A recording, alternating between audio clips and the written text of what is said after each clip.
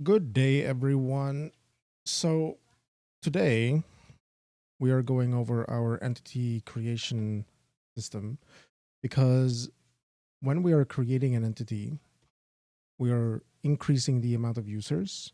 And when we are destroying an entity, we are actively, or rather, when a when an entity runs out of users, we are destroying it. And I do that here. I added a little bit of an assert here just to make sure that we are not doing something weird. But we are decrementing the users whenever we are destroying the group. So it means that there's one less user. And then if the users are 0, we call the destroy function. And what I'm doing right now is I'm just creating a component for each entity, and then I'm destroying again the component for that entity. I'm creating and destroying for every entity. But that leaves me with an issue because maybe I want to create a mesh that can be shared. For example, the mesh for an enemy, like an enemy mesh. And I want to reuse that because I'm having multiple enemies and I don't want every one of them to have their own loaded mesh for that. So that means that we need to do something similar with the entity component system as we were doing for the entities themselves. Because right now we can have one entity. One entity can be shared between several groups, but the components cannot.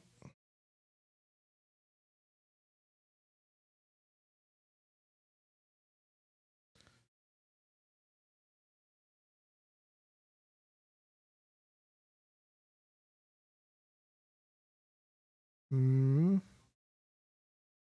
Or maybe we should rethink this. Like maybe this is some kind of prefab and the group is actually the entity. That's something I wasn't thinking about before.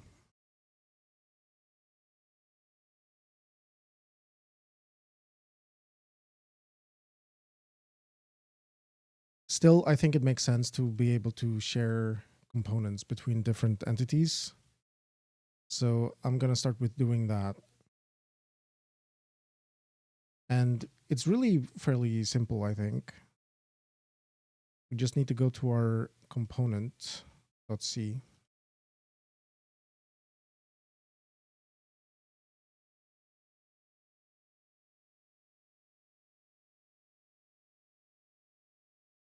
And we need to keep track of this used count.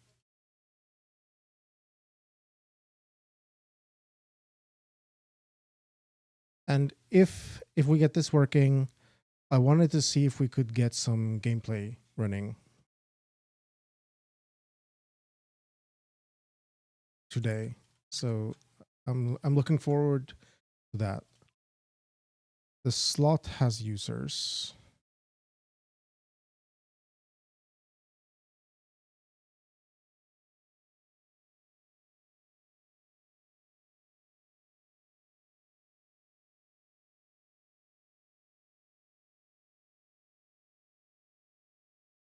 Used count.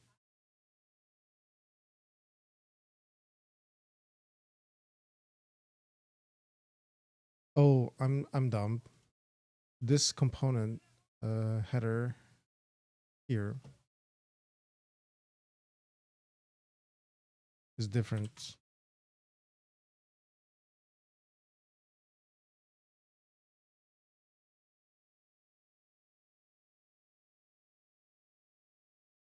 We need to go over this again. So this is correct. This is correct.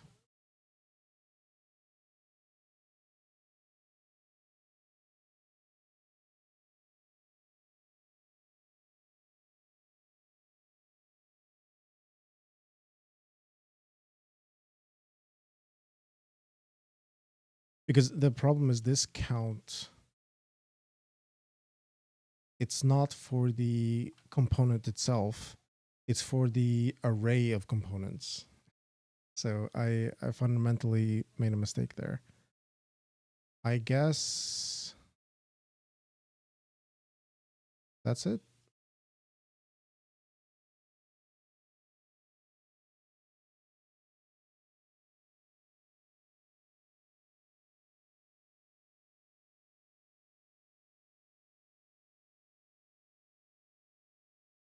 Yeah, the problem is we are having this array, and this is an array of components.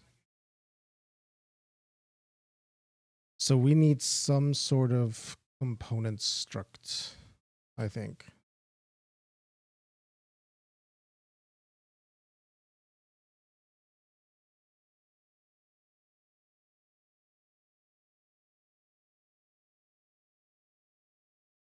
And this would be having users.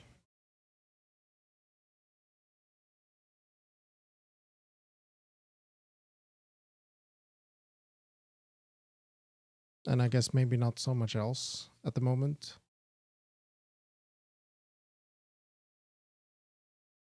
A type.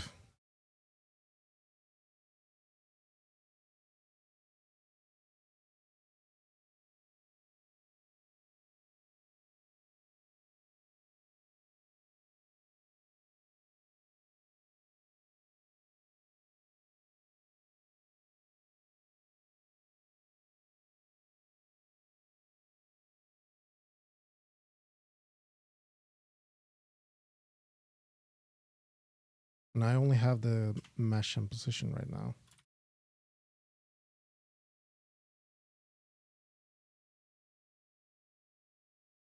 So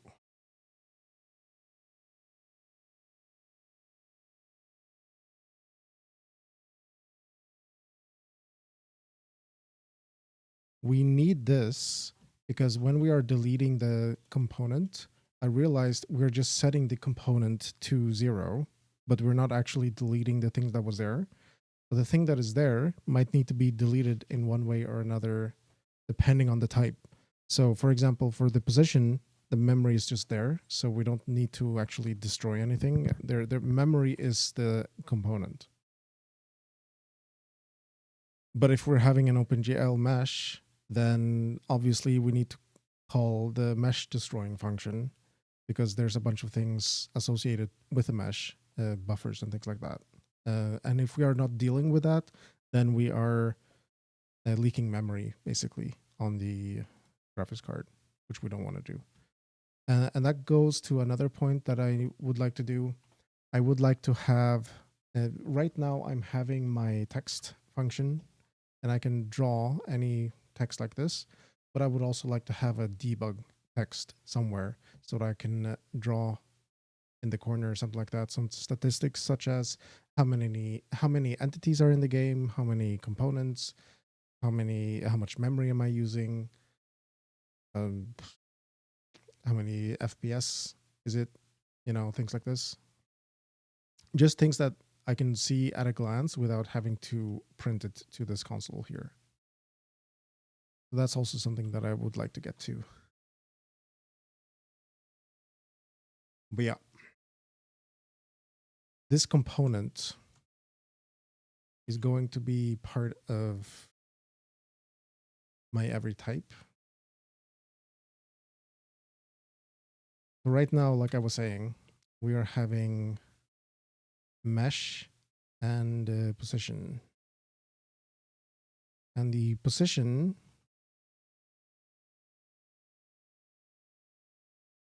I forget where it is.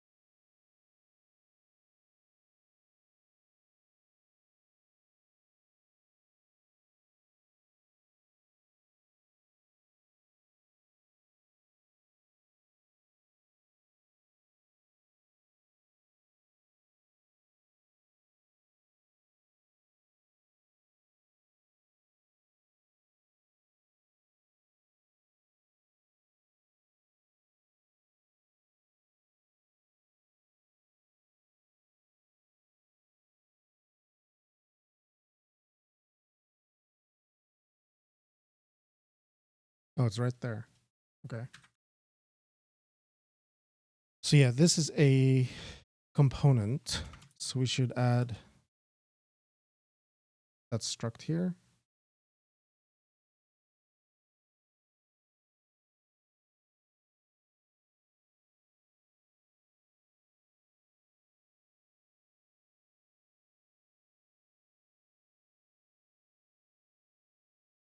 Now mesh is a little bit more involved than the position. But I don't really like having this in a separate file.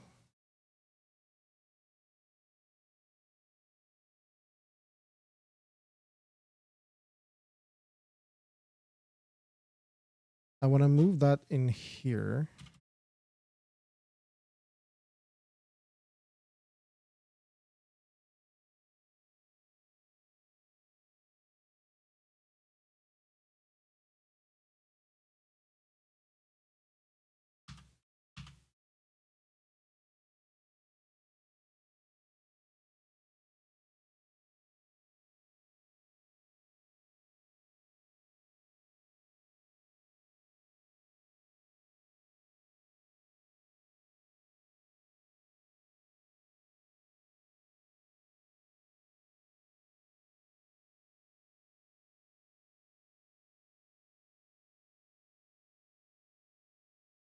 Maybe something like that.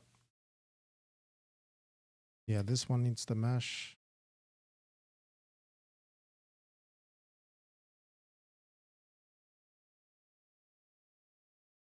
This one we can delete. Mesh.c. Mesh.h we need to have.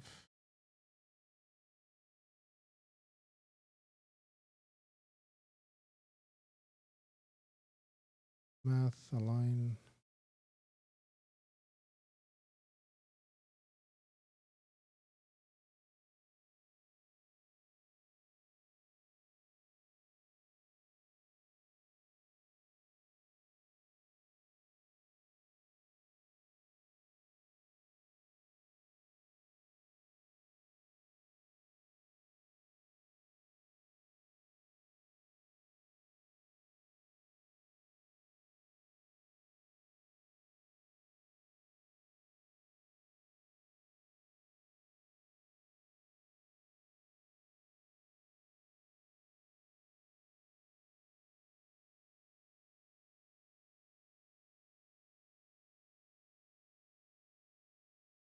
All right. Now I'm wondering if I should have something like a prefix for these mesh, because there's nothing telling me right now that mesh is a component.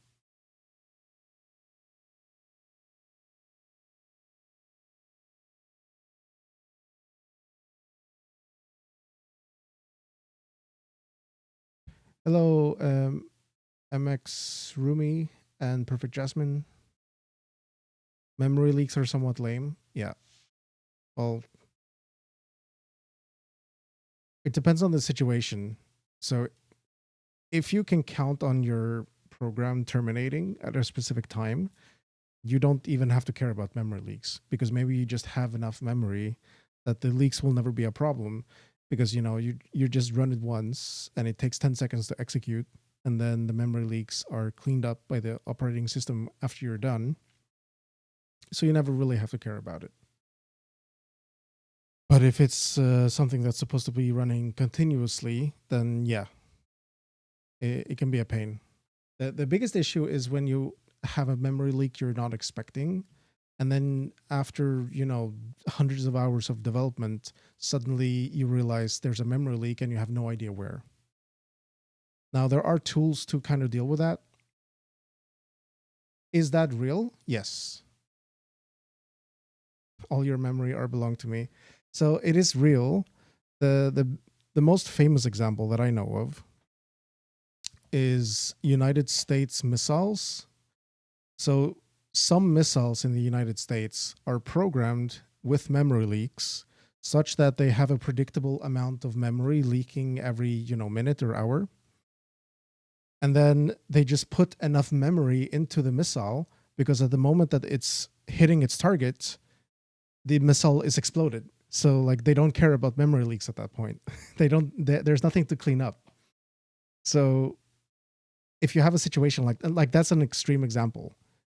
Like that's maybe not the typical case, but it's a case that does exist. A more maybe typical case would be, let's say you have some kind of encoder, and this encoder is encoding, a file. It's compressing a file, and you run it once.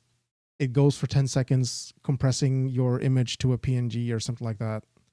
And while it's doing that, it's leaking memory. But when it's done, it's done. It just releases the memory. At most, it would ever leak is like 100 megabytes. So, like, no one cares because it finishes the process and it exits and it's all good. IRL segfault. Yeah, exactly. So yeah, we have our component add and component destroy. Those are the top functions of components. And then I'm adding the individual components underneath. I'm not going to bother maybe with renaming them at this moment.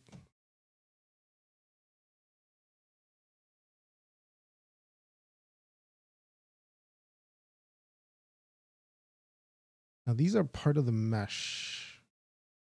You see, like this is just the decision process of like, where do I put all this? It's like my least favorite part. I wish it was simpler, but it's not. Yeah, we can clean up the errors. We don't have mesh anymore.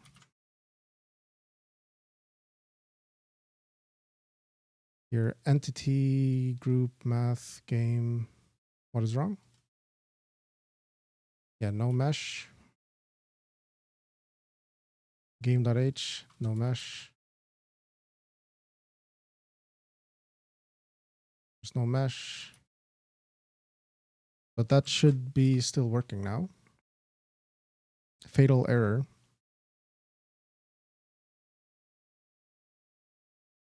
So we need to change this to component.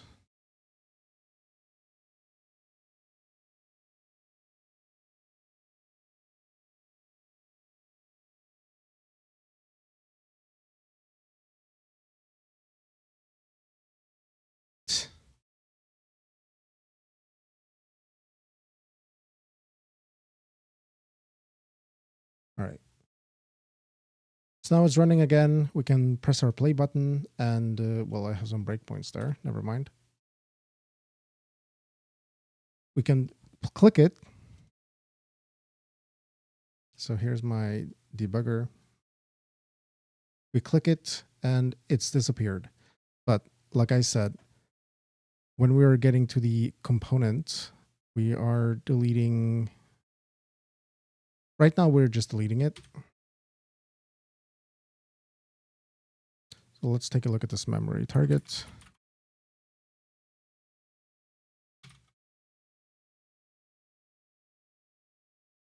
So we have, well, this is 0 by default.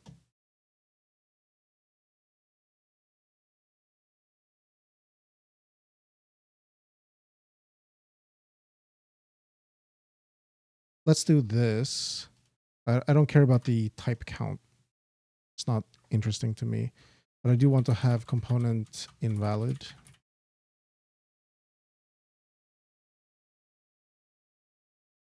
Yeah. So we have invalid. We are changing the entity function in entity C, if I can find that.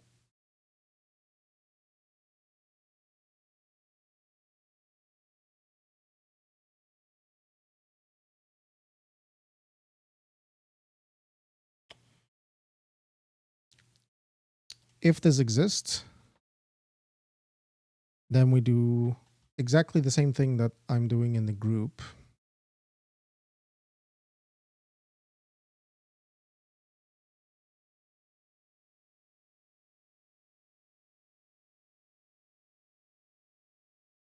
Where is this? Entity.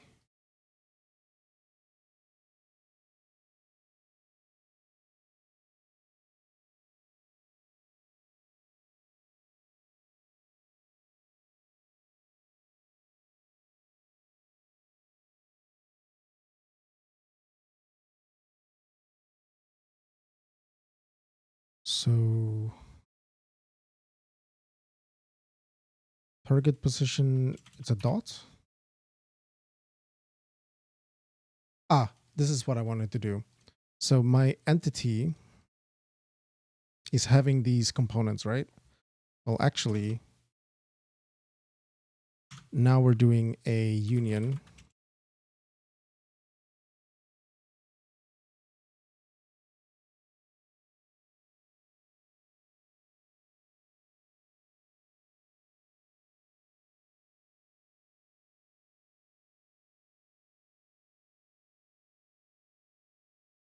And we're having some max components. Right now it's 2. And then we're doing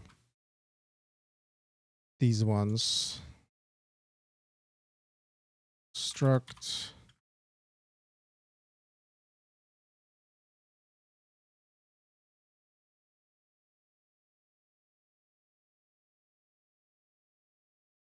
So now we can refer it as the index of the components or as the individual things here. Because I don't really want to have multiple positions, for example, or multiple meshes per entity. That seems a little bit overkill for me right now. So if we do this, we can loop over all the entities, all the components.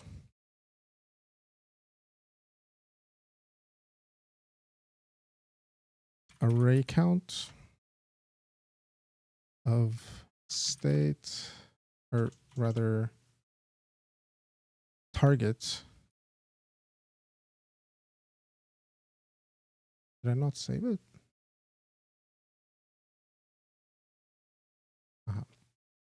Syntax error.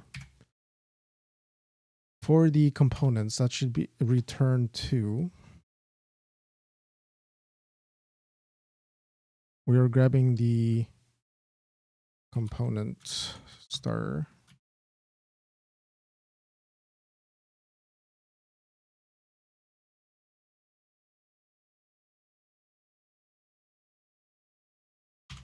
And then if C, then we do this.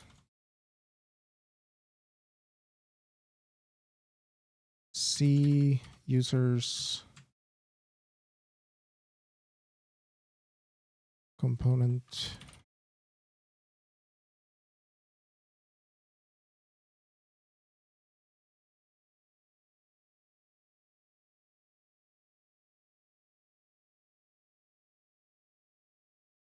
and this is a component destroy.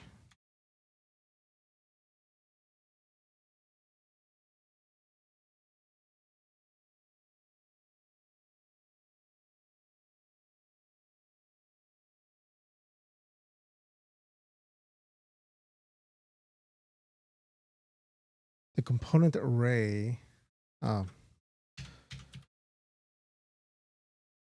So we need the array we need from the type.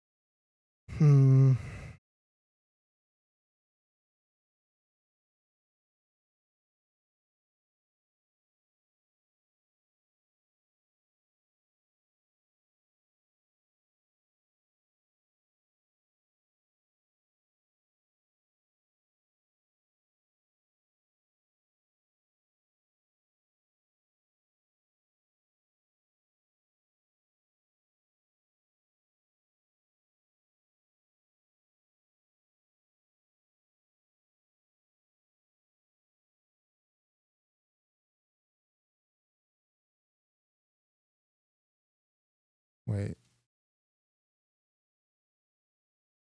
Okay. Fair enough. Then we have component mesh. And by default, we are panicking cert false, unimplemented component array type in.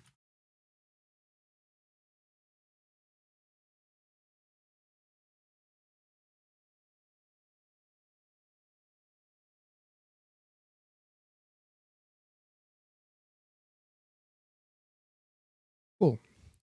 So now if we are forgetting to put anything here, we will immediately crash. So we will learn from our mistakes.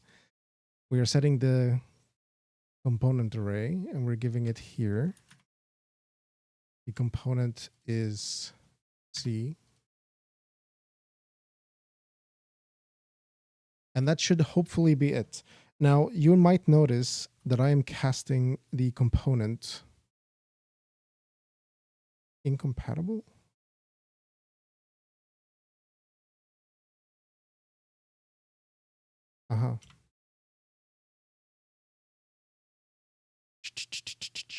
Now I'm casting it to a component. And the component, as you just saw, has a type and number of users. That only works, I believe, if component is always the first in the struct. So imagine that we are, where was it? Imagine that we're having our entity position component here. It has the component, then translation, rotation, scale, and this is in the list as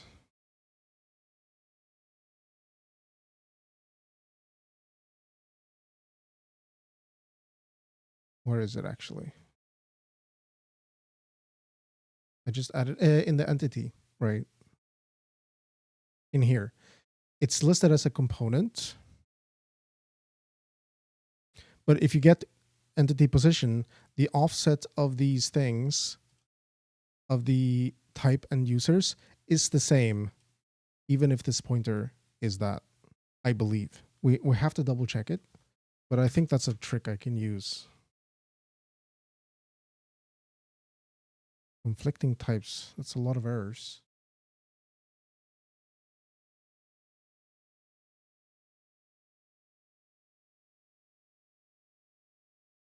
Oh, did I use one bracket too many?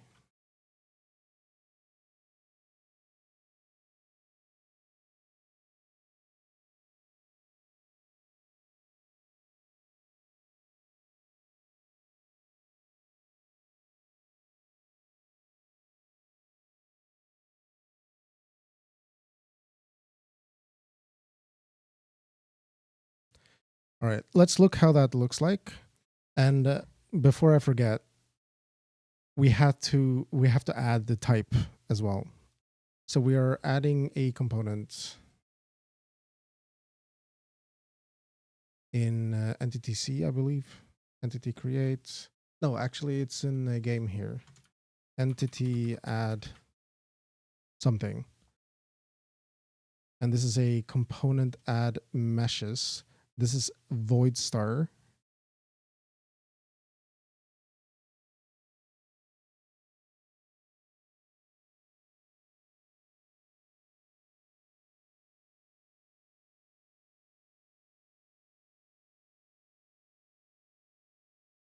That was my mistake from before. This one is sort of, it's agnostic to what we are adding. So then I have to go in here.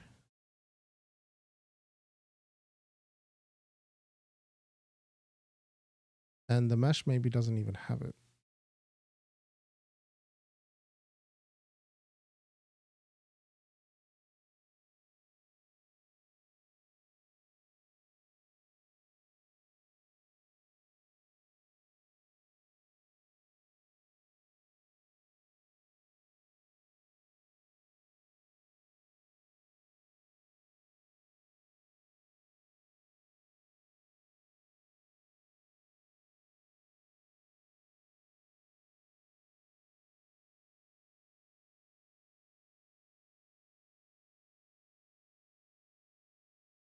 So we could type that, but outside.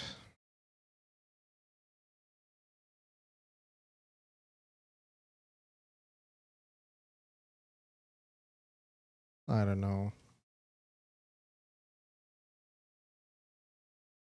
I don't want to remember this every time. Maybe I will just add that here.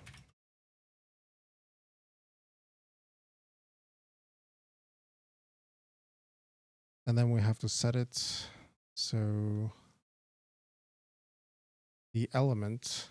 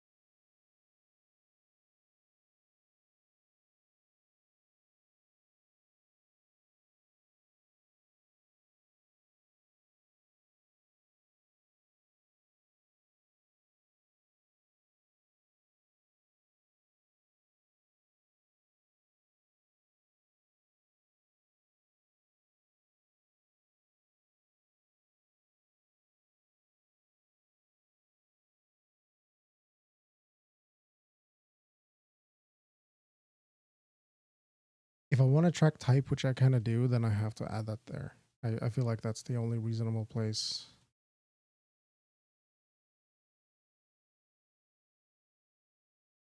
It's a little bit annoying because it was so clean just putting in the component array here. Actually, this component array can also have a type.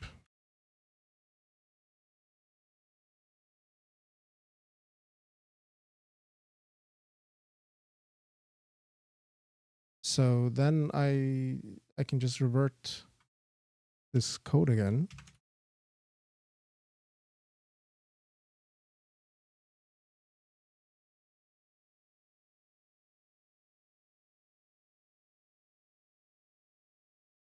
I might not even need the type in the component itself.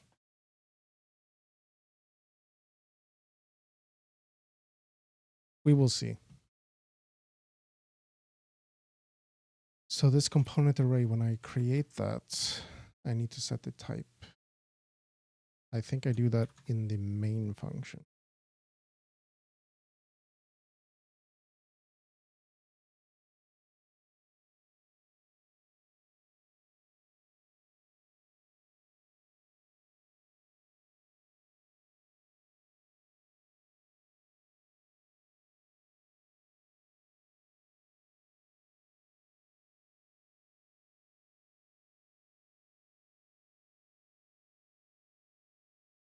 Search with AI.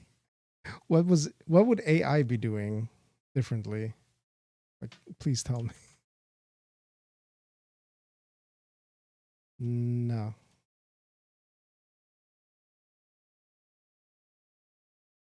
Where is it? I feel like it should be in the memory. Memory allocation in main.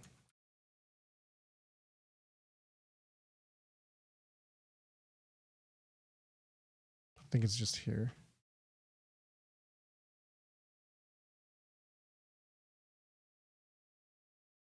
Entity position here.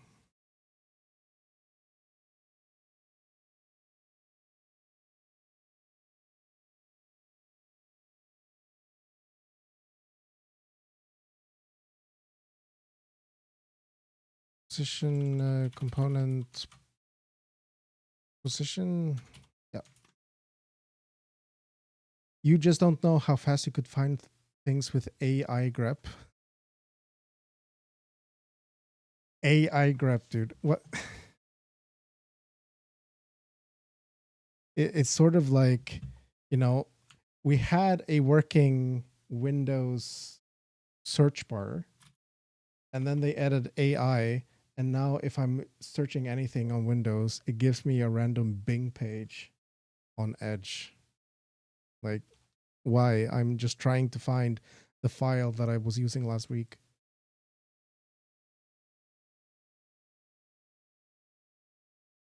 component mesh.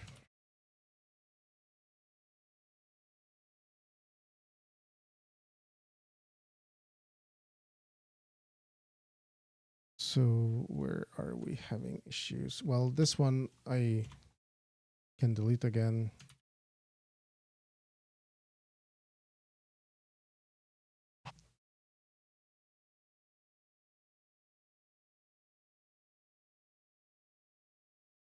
So let's see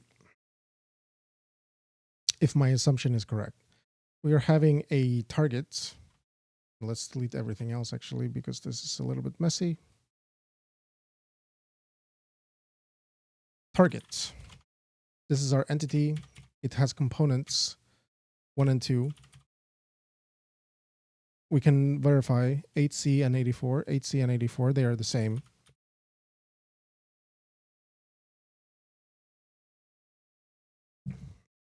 We check this memory type.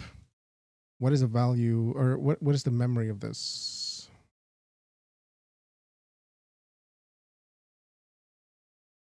It's an 8C.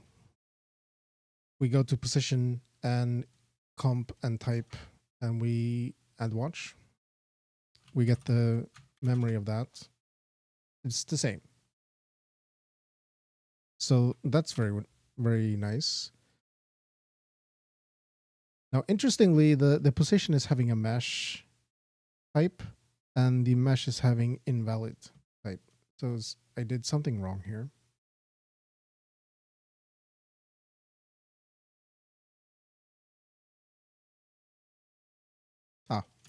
Well, stupid typo.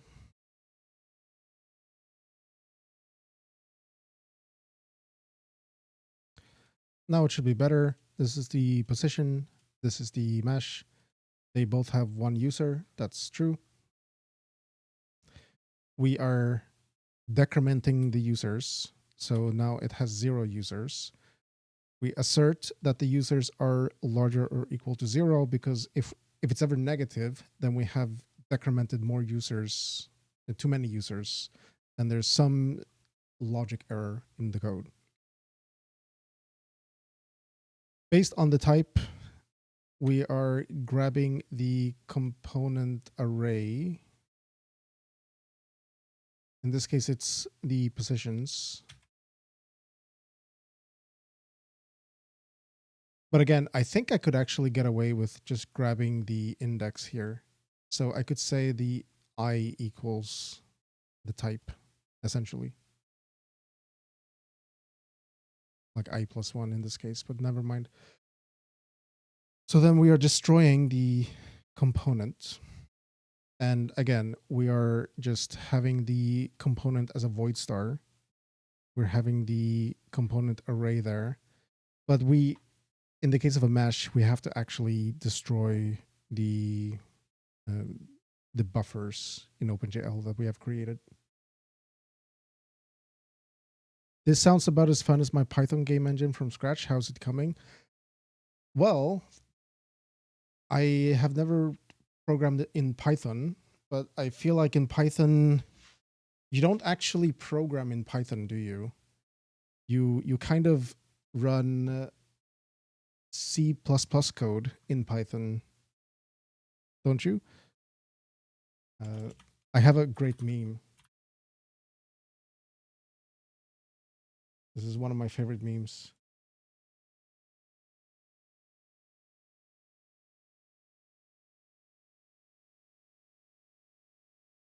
And oh, it's close.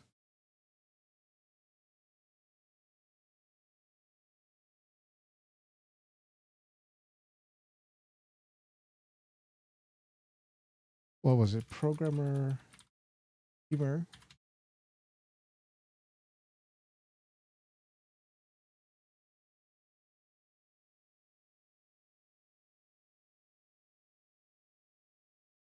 I can't find it. So it's essentially this meme. Oh, I hate Google image search right now. Yeah, it's this meme in reverse. This robot is Python. What is my purpose? And then the programmer is saying, well, you call C++ libraries. And then this Python is like, oh my God. Because anything written in Python, I should turn on my, anything written in Python is like 100 to 1,000 times slower than anything running in C++. So if you want to have good, like if you want a program that is running well, you are not writing something, you're not writing a math library in Python. You are writing it in C++, and then you're just putting in the values from Python because, maybe it's easier or portable or something like that. But you have to rely on compiled libraries all the time. So in that sense, this is very different because I'm writing pretty much all the code myself. But because it's C, it compiles to almost anything, or like anything that has a CPU, it compiles to. Because pretty much every CPU in the world right now has a C compiler, I'm pretty sure. So it's coming along pretty nicely. To answer your question, I have a button here, and it does nothing right now. It deletes itself, but it's proving my point. Now there's one bug with it. I'm holding my button down and I'm moving it over, and it also triggers. And that's also only because I am not tracking. I'm only tracking whether the button is held down and the mouse is hovering over that area, like an AABB kind of thing. But we will get to that. You are well versed in programming in C, C++, Visual Basic, C#, PHP, Python, Java, ActionScript. That was just the most relatable project. Yeah. I get what you're saying, and I don't mean to talk down on Python or anything. I just when someone says Python game engine, I just feel like, well, Python is just kind of the glue that is putting the libraries together, because very little. I don't think if you would make a game engine in Python in the way that you would think about it, I think it would be running pretty poorly. Would not? Yeah, I have a similar story. Like, I have tried so many languages. I did ActionScript 2, by the way. ActionScript 2 and 3. But that was a lifetime ago.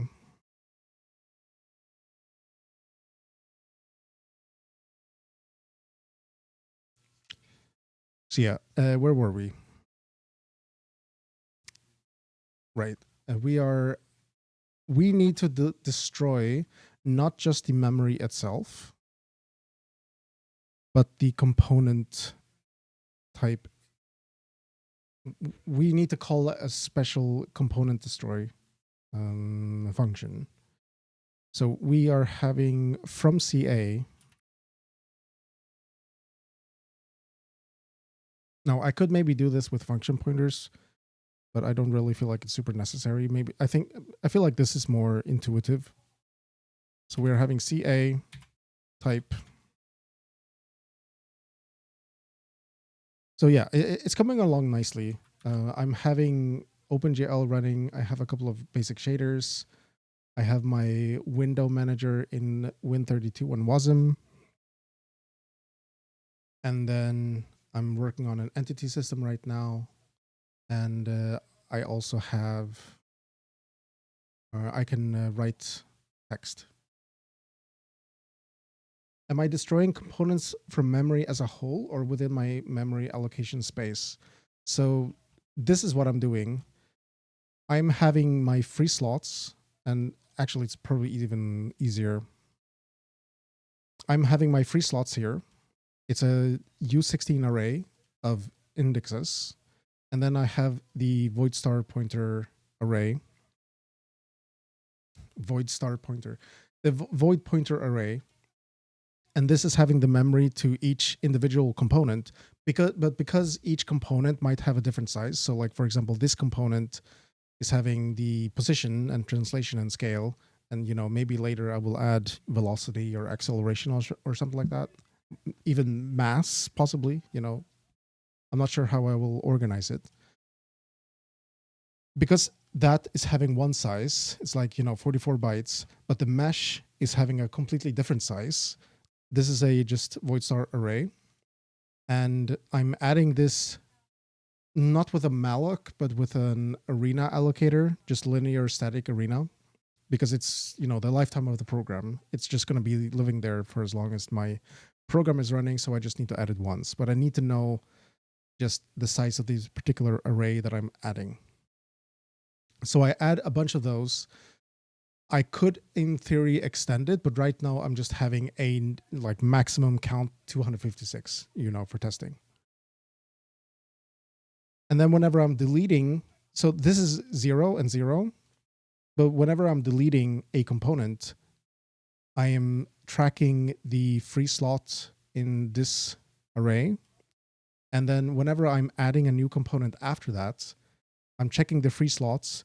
If there's free slots, then we are grabbing the last one that I was using, and I'm using that slot to put the new component. And then you see I can decrement the number of free slots and give that back. Otherwise, I'm just adding to the pile of my void star. And I'm using that pattern not only for the components. So the components are added to the entities. The entities are working exactly the same way. And then the entities are grouped into this function. So they all work very similarly with, I have free slots and free slot count. I'm thinking about if there's a way to generalize this, but I also feel like 3 levels of abstraction is probably enough, because the component is having the actual functionality, the function pointers, the mesh data, things like that. The entities are groups of functionalities. And then this group is putting multiple entities together to function as one unit. And that's because here, one entity is the box, and that the box is having a mesh and a texture, and another entity is the text, and the text is having, mesh and texture and everything. So they are 2 different entities with a mesh component. They're also having a position component because they need to be placed somewhere. And then I'm grouping them together as one thing. And the group is having a function that is, the button functionality. So I click on it and then it's destroyed. Right now, I'm only destroying the entity and the components. I'm not destroying the things that the components are individually creating. Again, it doesn't matter for the position, because the memory for the position is itself. Like how do I say it? The component entity is the memory. But specifically for the mesh, it not only depends on the graphics API implementation, but it also has, for example, pointers to textures, and the textures are individually managed, but they are not buffers on the RAM. They are buffers on OpenGL. If I'm not maintaining a memory allocation space, deleting my component and creating another may leave the memory space fragmented. Well, so that's why all of my entities and components are having the same size. I don't really have variable size. If I would have variable sized, so it's not called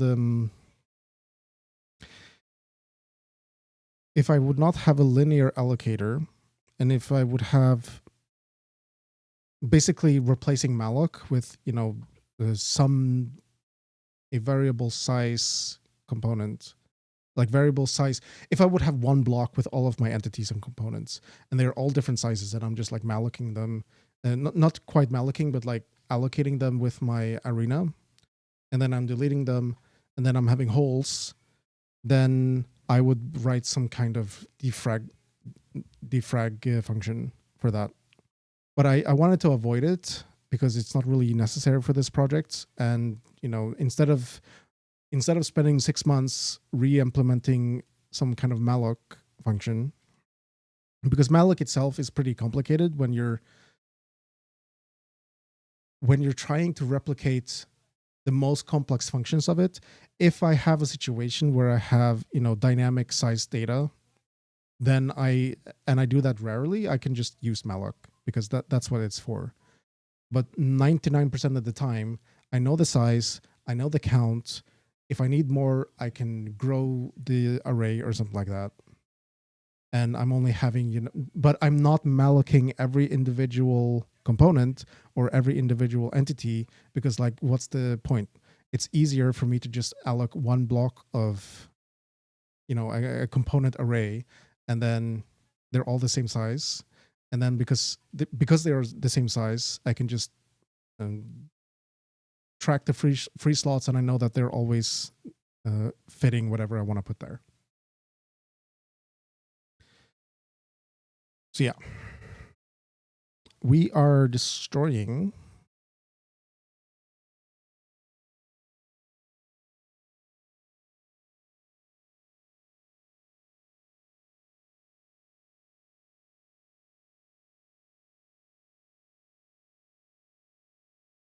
I'm going to put it here. Maybe it does make sense to have like a function pointer for this. So instead of doing this switch here, we would just do like CA destroy a component.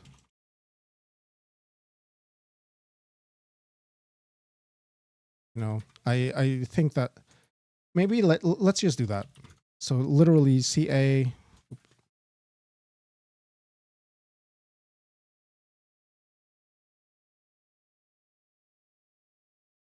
and this doesn't exist, of course. So we're having a void destroy. We're taking the state and we're taking the component. And then in my main function,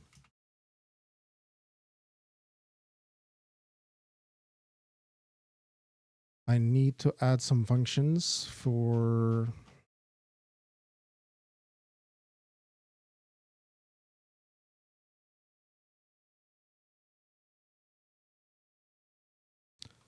destroying the position and mesh.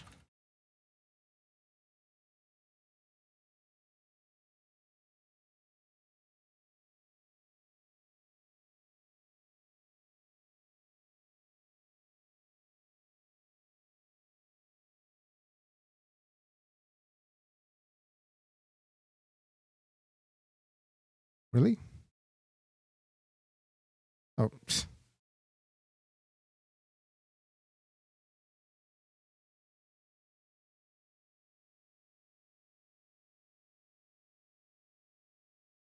or like target.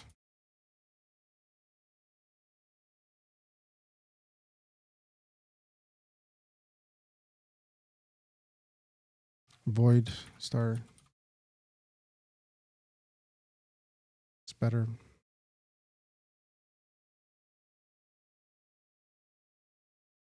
Now it should be working. State void.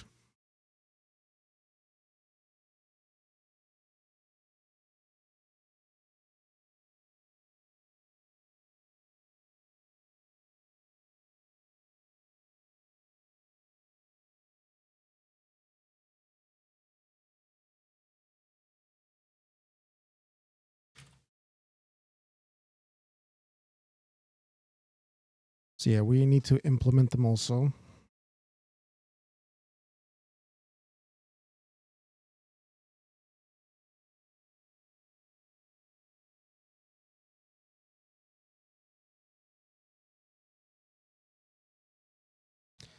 Well, there's no functions here.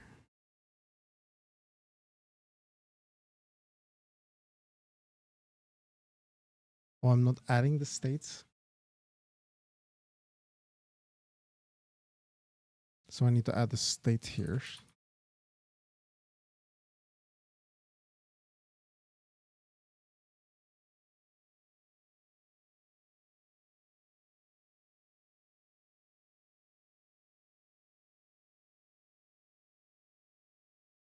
You'll be lurking while working on a different project. Cool. Thanks for hanging around. I am new to well, I'm not new to programming and I'm not new to engine programming, but this is my first like full engine from scratch in C that I've ever made. I have some toy engines in C++, and you know, I have loaded GLTF meshes with bone animations, and you know, I have generated meshes on the fly. I have made like simple Pong games and very simple AABB collision detection and things like this. But this is the first time I'm actually trying to make something that, okay, you can play this. You can play this on your browser or on your computer, and it's like a game that you can like have a score or something like that. So it's very interesting to see everything like kind of how to build it up from scratch, because again, I could download an engine and I could just use Unity and make this probably in a couple of days. But instead, I like the engine programming part and seeing what challenges I encounter. Even trying to like add and like tracking the components, adding and removing, is a very interesting problem to me. Like you know about it on a conceptual level. You can think about it, you can reason about it, but actually implementing it, it's great fun. So yeah, just to kind of explain what I'm doing. You're supposed to be studying network engineering for a junior position, but you're trying to brainstorm some radical refactoring on PPSSPP PSN code.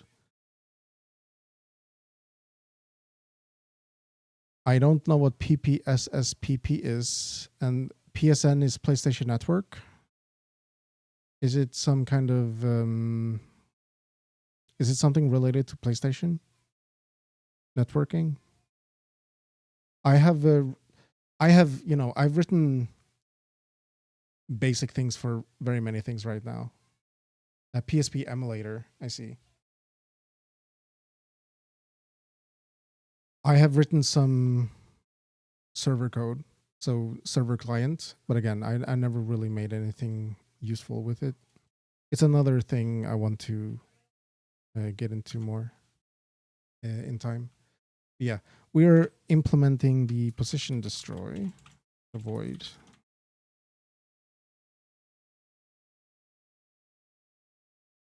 And also, I can say that I'm self-taught. I never went to university for anything related to programming. I went to university for physics, but I didn't end up with a degree. Position destroy, state target.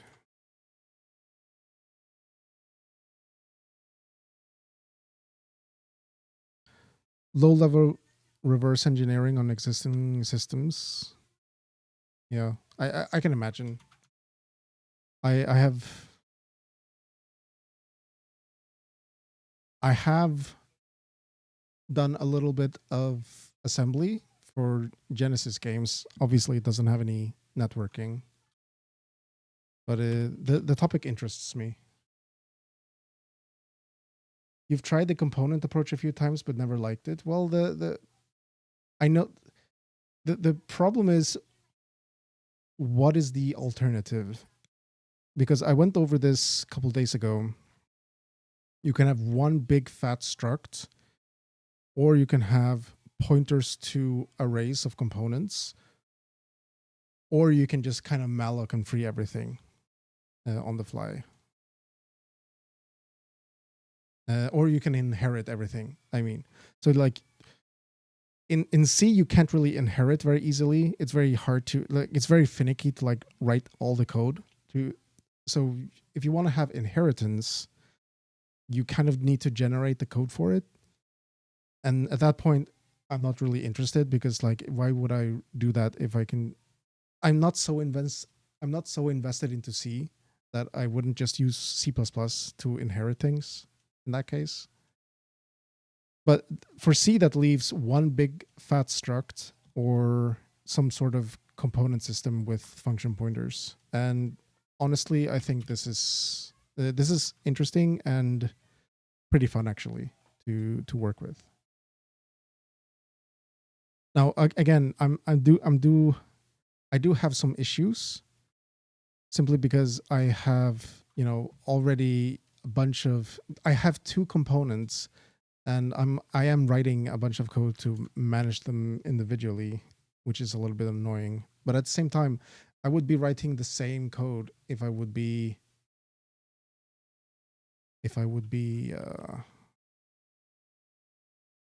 writing inheritance code in C++.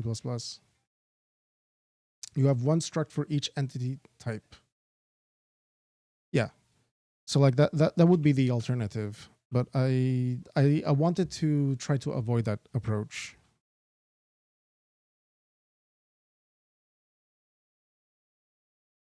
I agree that it's probably easier, but ideally this is better. So I wanted to try it out. So yeah, position destroy, we just kind of return, because like we don't need to do anything.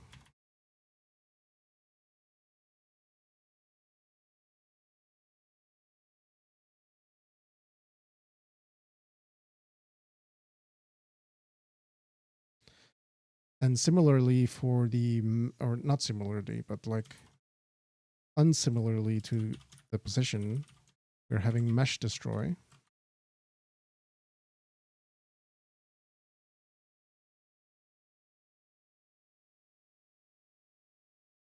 Let's open up the mesh on this side.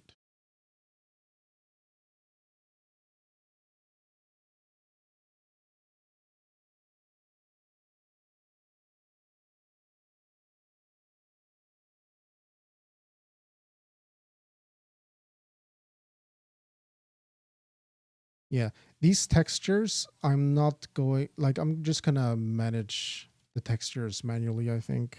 There's not gonna be that many of them, so I don't need to count the users and whatever. So the only thing I need to do is the data.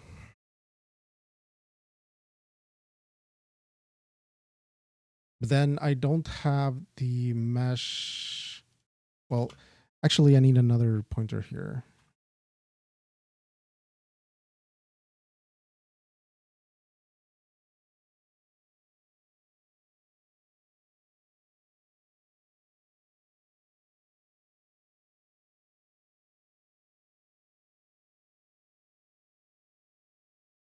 So the reason why is because this data is opaque to the game. It doesn't know anything about it. It's just a blob of data, but it's actually a pointer to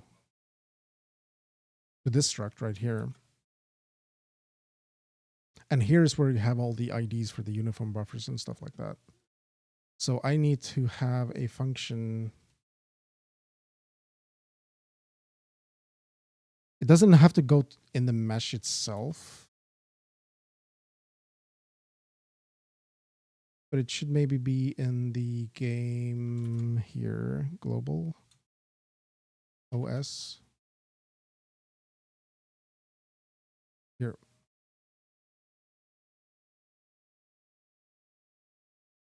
We need to have a pointer to it somewhere. So it takes state and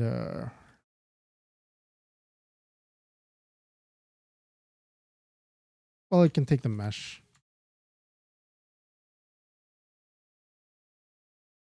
Your Achilles heel with game engine dev has always been the collision detection system. Well, I can't tell you where to get it, but you can Google it.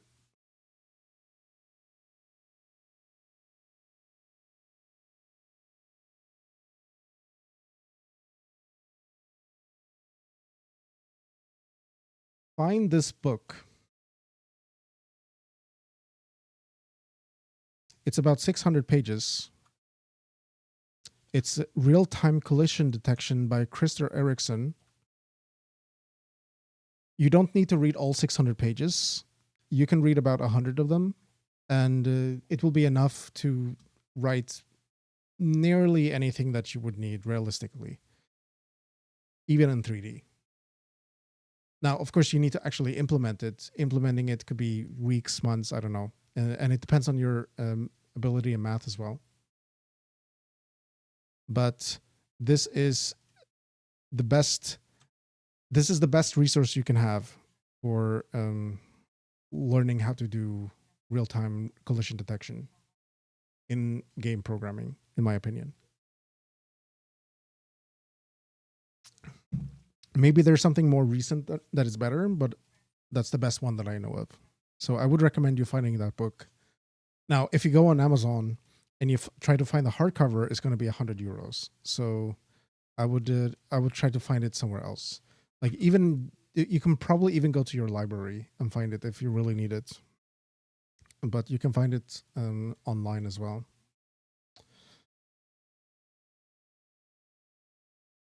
Unknown type name states? Really?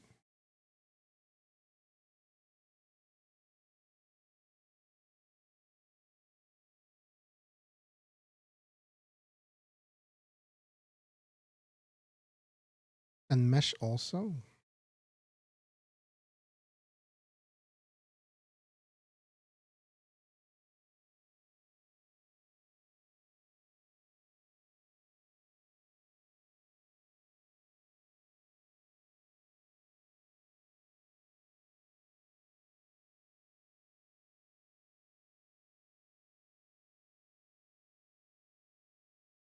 No. I will just do this because I don't want it to be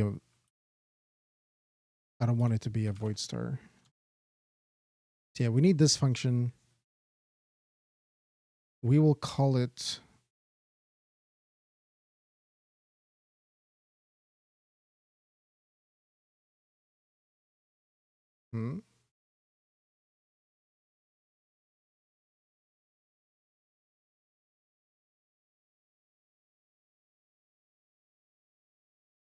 what did I do?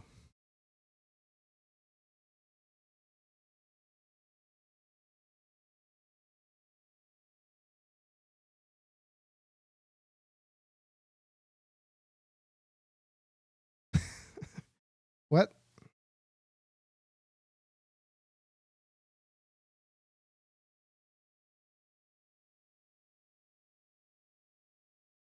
Uh-huh.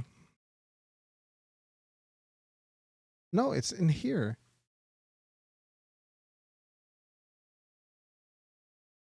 Oh, I see. So I need to rewrite this a little bit.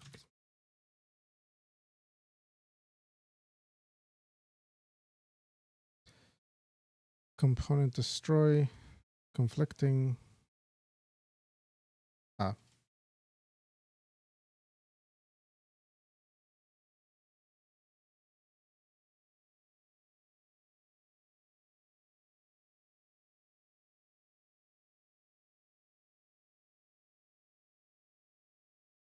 So we need to add this function somewhere.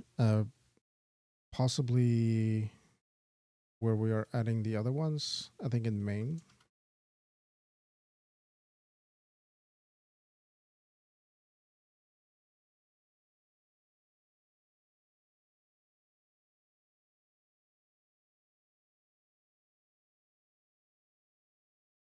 What was it called? Destroy.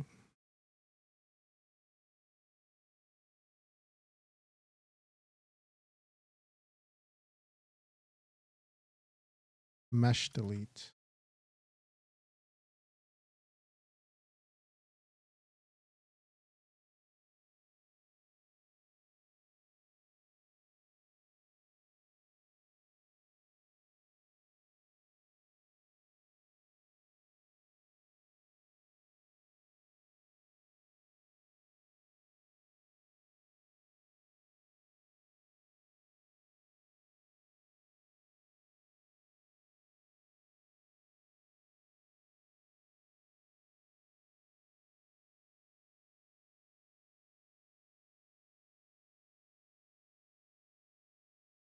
Maybe not in global then.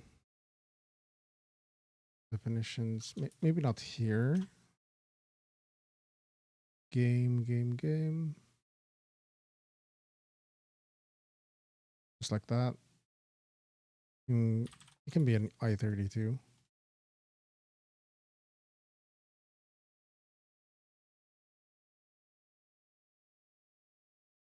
So we need to create this function in OpenGL.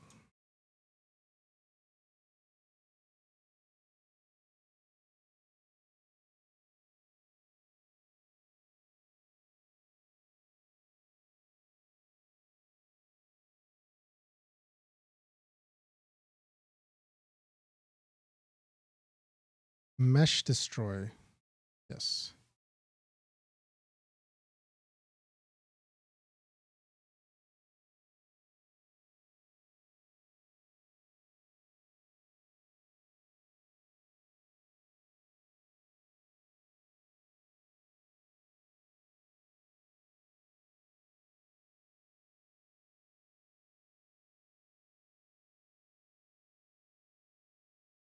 We are adding this to our header.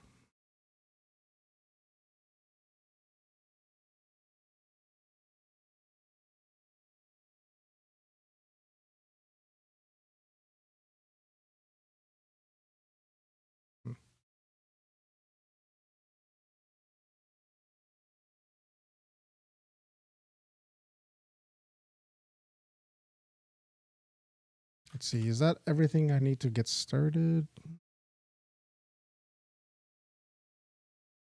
Component destroy.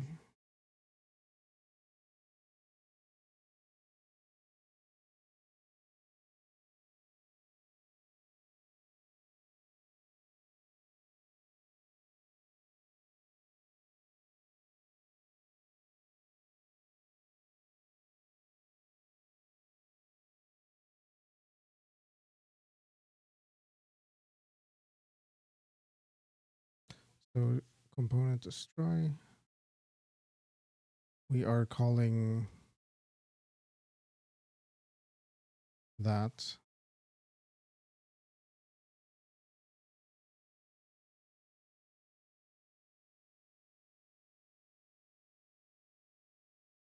I'm getting a little bit lost in the sauce now. Component destroy. You need state.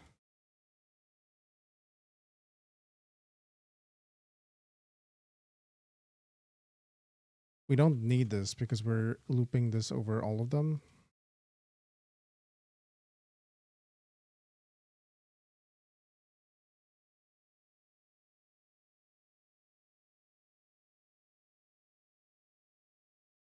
I think that's it.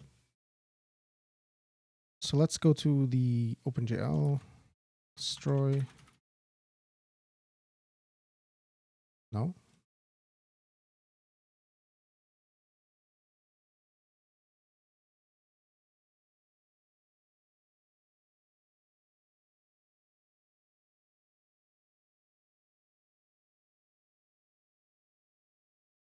Here. No, we didn't call it.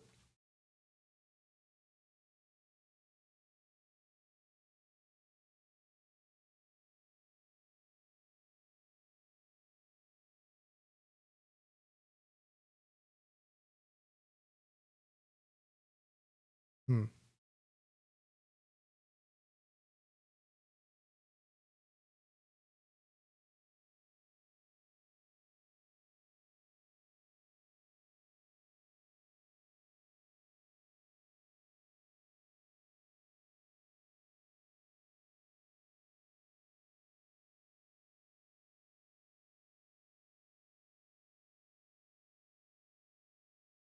Did I not call it in the destroy function here?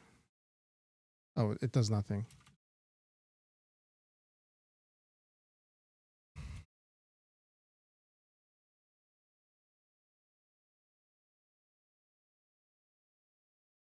No.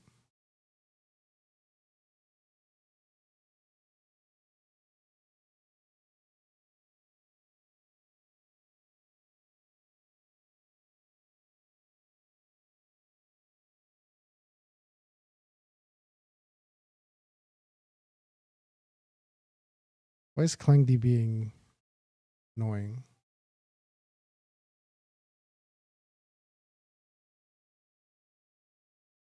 I have my OS graphics mesh delete.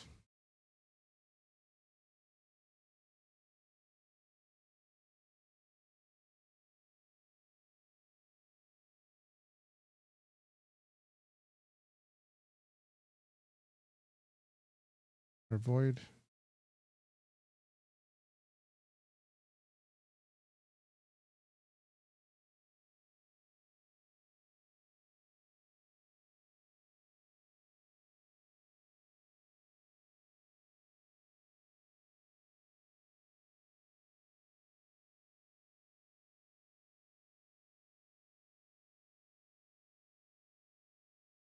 I guess that's the issue.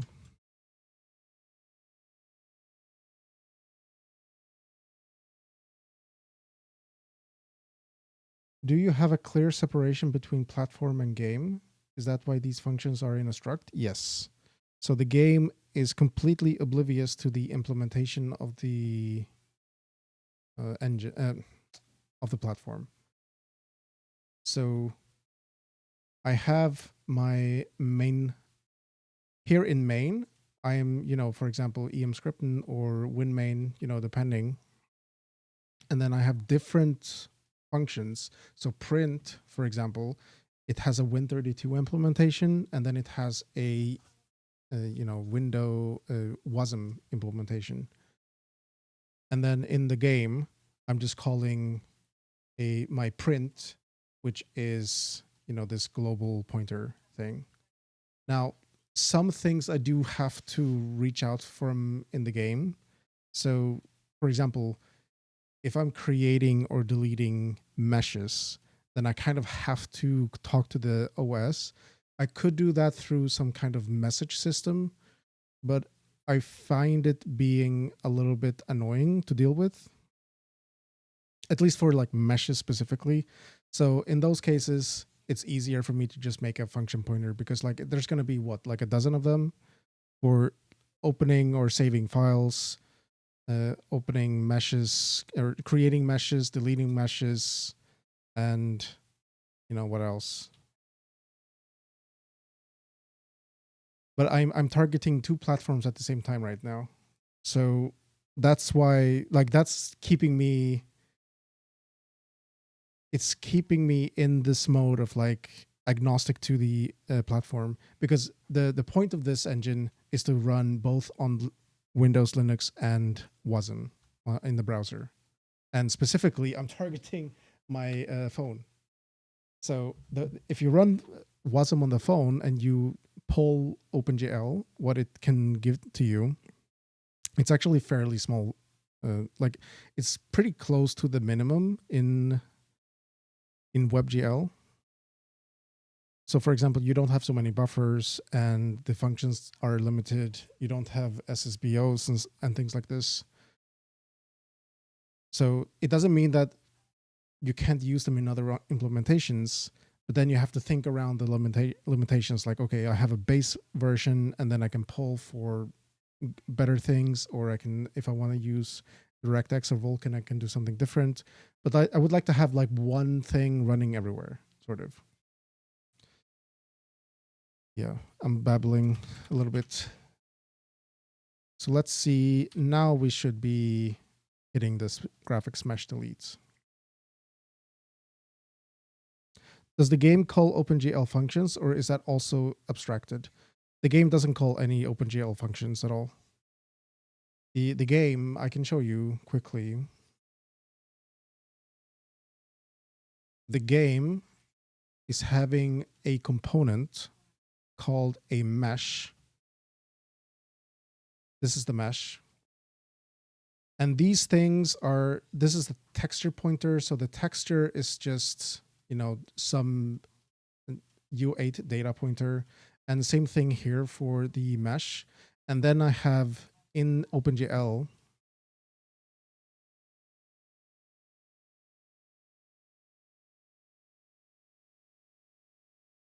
I have my graphics mesh.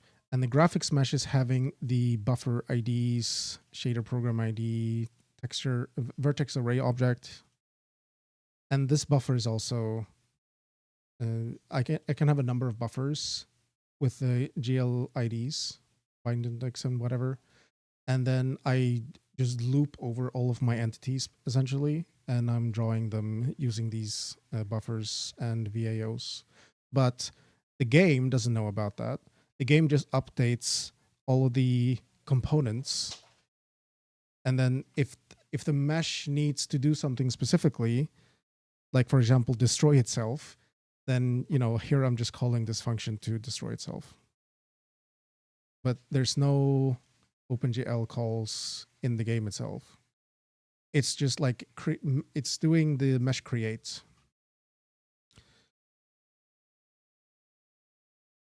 No?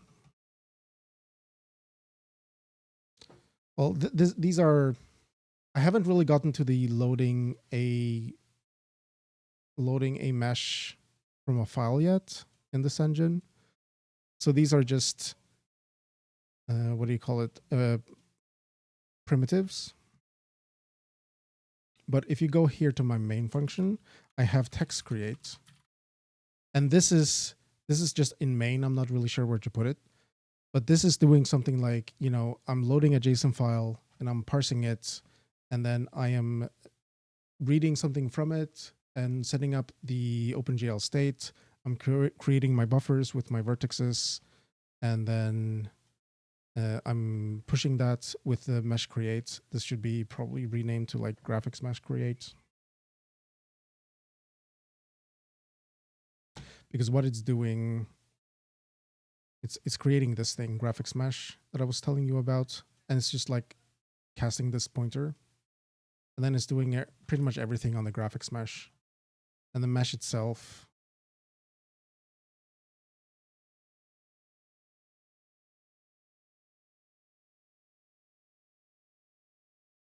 you can see here, this entire function, it's just grabbing the data pointer, which is the graphics mesh, OpenGL implementation. And then at the very, very end, I have a ready Boolean to make sure that, okay, this is actually ready to be used. So yeah, I don't know how to delete this thing. So let's try that. You found it too annoying to do game-specific things like bloom, shadows, etc. I haven't done bloom or shadows, so maybe we will see when I get there how that feels like. But again, I feel like it would be pretty simple to just have the a single function pointer for that.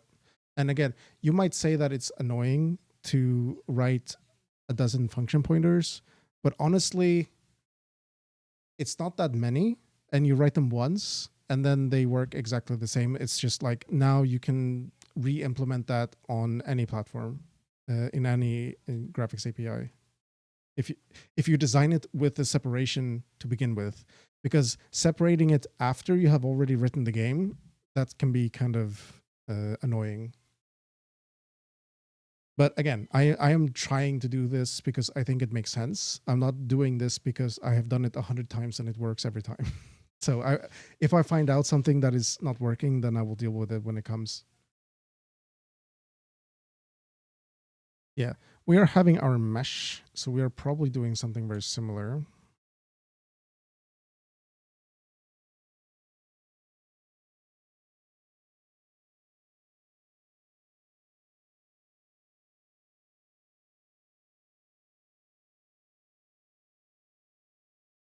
So again, these are pointers in the game state, but they are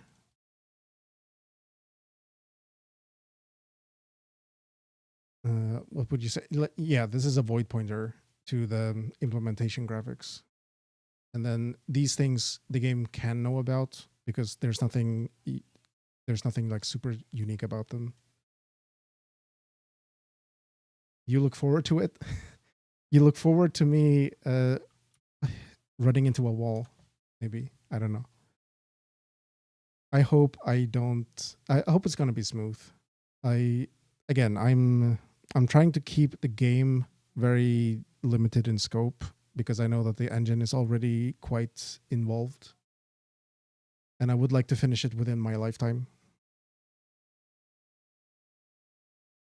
So yeah, graphics mesh. These things I don't really need to delete. Tag, I don't care about. Draw count, it will be deleted. We have to loop over all the buffers.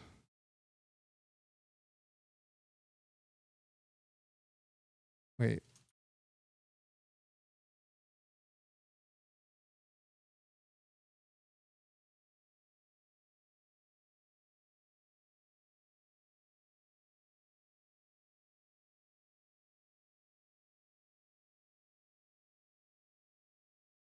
You seem to recall there being a relevant meme using a scene from The Mummy 1. I haven't seen the Mummy movies. The old ones with this actor.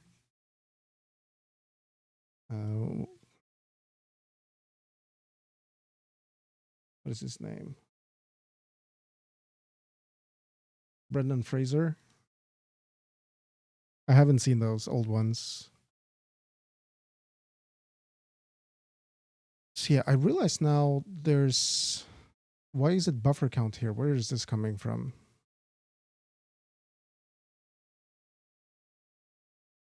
That's from here. And then we have buffer IDs. But where are they managed?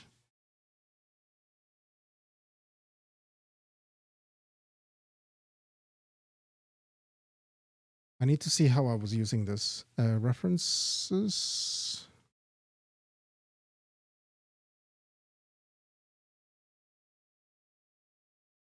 I'm using it exactly once and I'm using it here.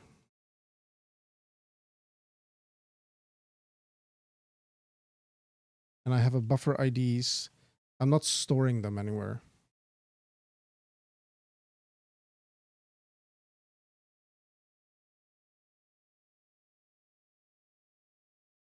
So they are lost.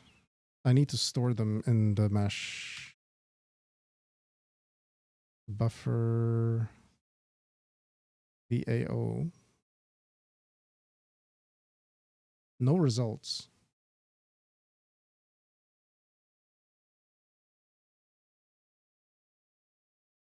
Interesting. Okay, so let's just do buffers. And then how many buffers might I need? Maybe 8?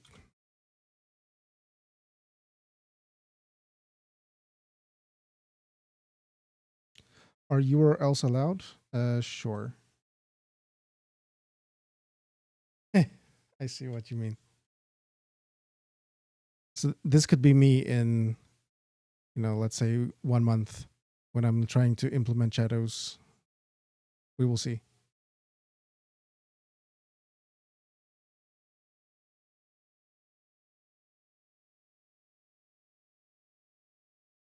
Yeah, let's remove this one.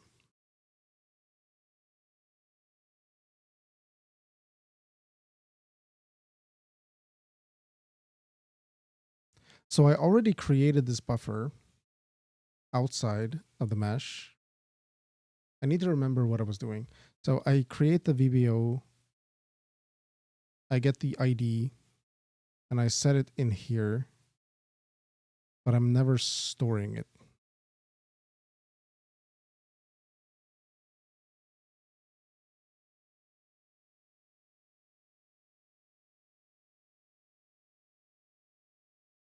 So where is this buffer going?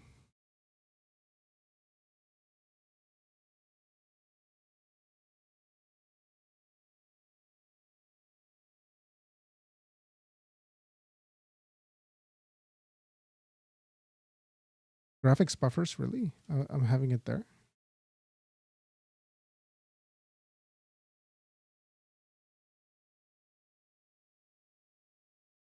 So I'm not managing the buffer memory at all.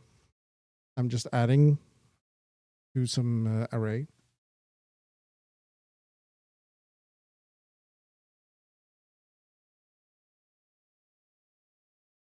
I think it makes sense, right?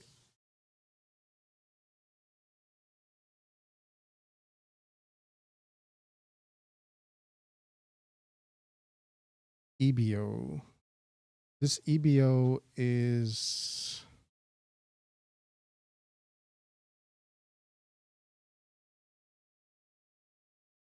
This is like a global thing. I want to reuse this all the time because every time I'm drawing any text, I'm using this EBO. So in the name of progress, let's maybe do a buffer count or buffer IDs.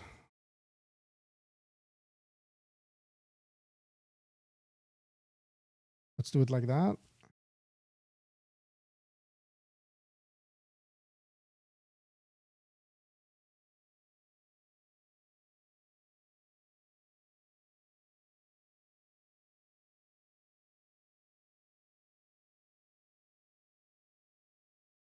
So let's then, we keep this, we call mesh create, and then we grab the mesh for the buffer count.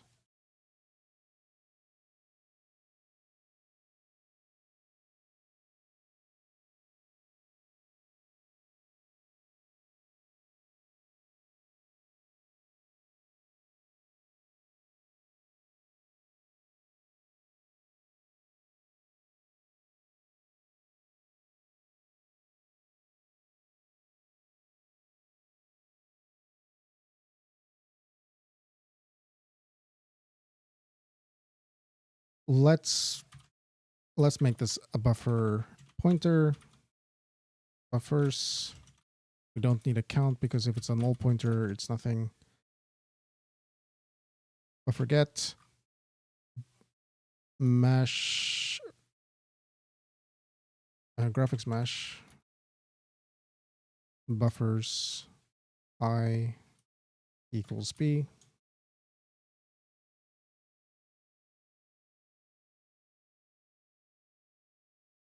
So now at least I'm storing it somewhere. Now they're still called, even if I'm never tracking them, they're still called in this VAO. But if I want to delete it, obviously I need to track it. But if I delete it, I'm going to have holes and I'm leaking memory basically, because every time I'm creating a new buffer, it's not taking the slot. So now I have the situation where, similar to here, I'm adding and removing and I have a fixed size with the slots. I'm reusing the same thing over and over and over again. So I would probably want to, after today, I would probably want to make this something more general, because I realize that I'm reusing this type of code all the time where I'm having free slots and I'm counting them and I'm having active count and things like this. And I don't want to write, if I write it 4 times, then I think it's probably time to make it standardized. But yeah, we can do a to-do here for the buffers.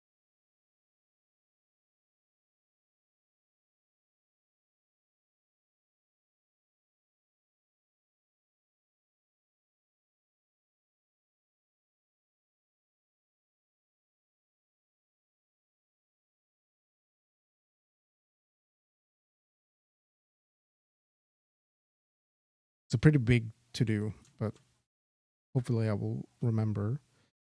So yeah, then we have our buffers in our OpenGL here, destroy.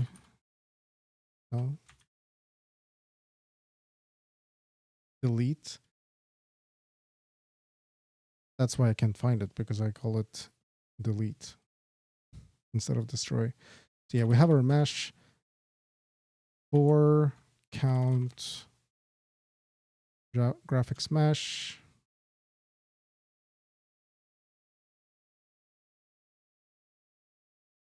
Dot buffers. We are getting the graphics mesh buffers I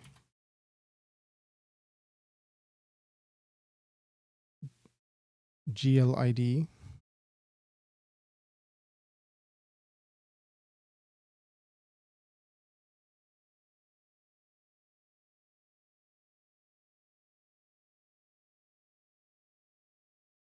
So how do we delete buffers? GL delete buffers. Is that the one?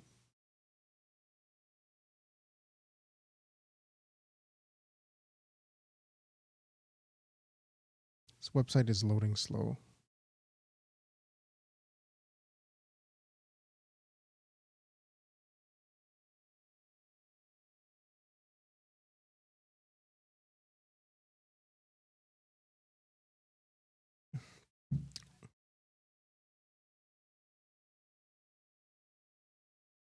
I see.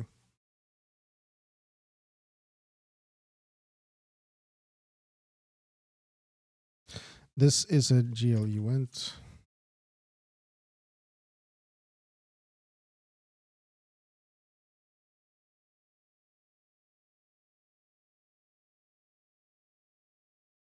Oh.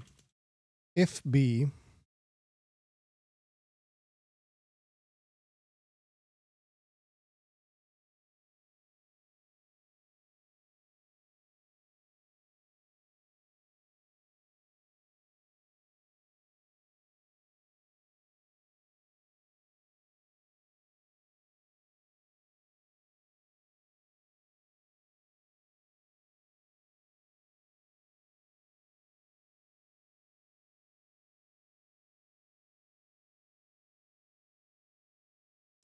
the count was first, right? Yeah. Hold on, what? Ah, okay. So the count and buffer IDs, easy. And then EFL mem set.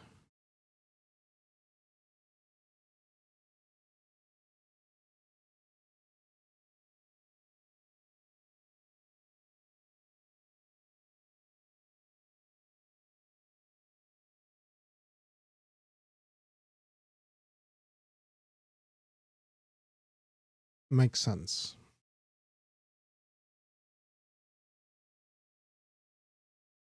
Destroy sounds so much juicier than delete.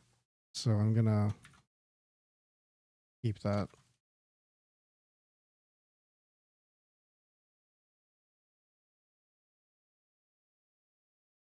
Game.h, right?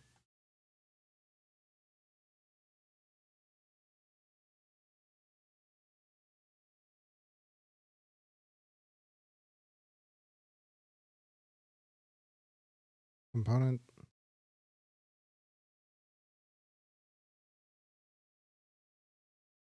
In OS having this. Why did I not find it? Mesh destroy.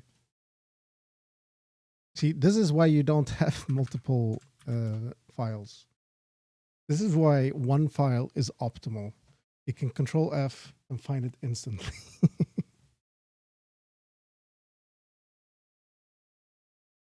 Okay, so I'm assuming that my buffers are deleted, but I would have to actually check. Now we can do something very simple in my window.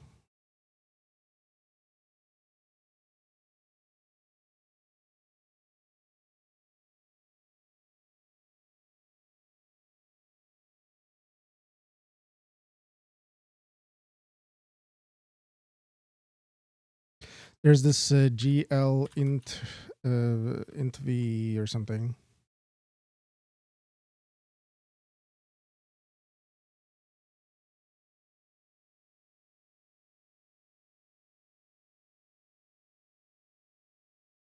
Get integer v. I want to see how many buffers are bound. Active texture.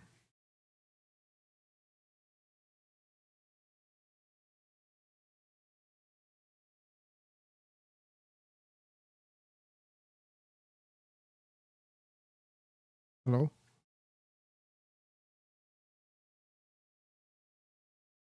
Why is it not jumping? GL buffer binding. Currently bound? No. Can I get buffer count?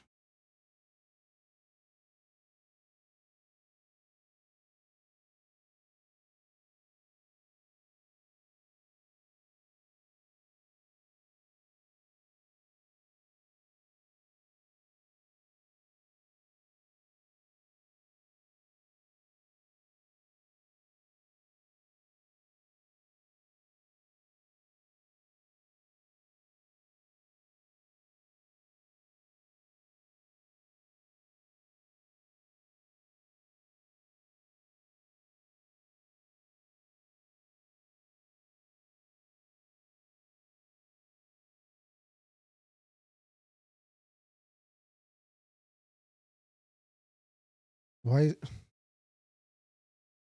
Dude, I have everything set to English in my account on Google. You see, everything is English here. AI mode, all images, videos. It still gives me fucking German.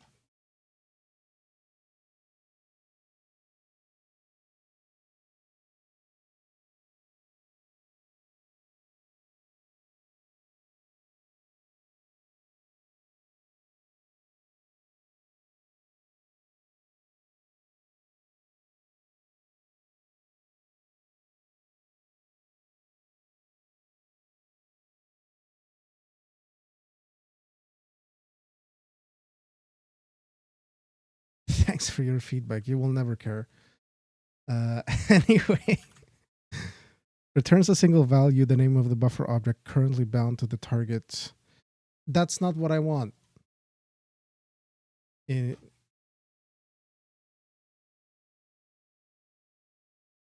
Now it's in English.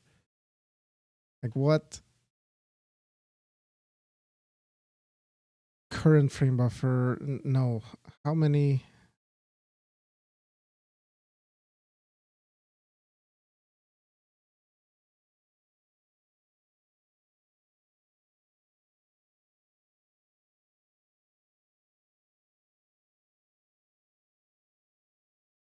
You can't do it? There's no way to do it? All these are, this is trash, by the way. Like, I don't know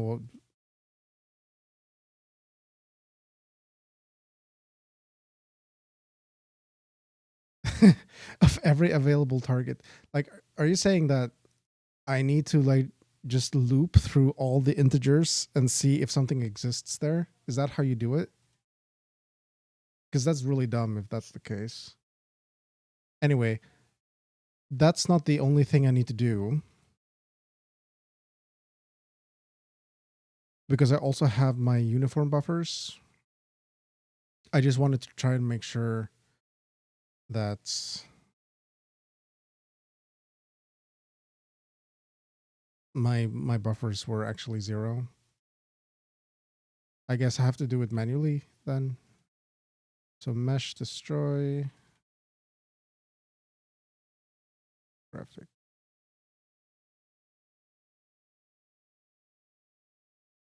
No.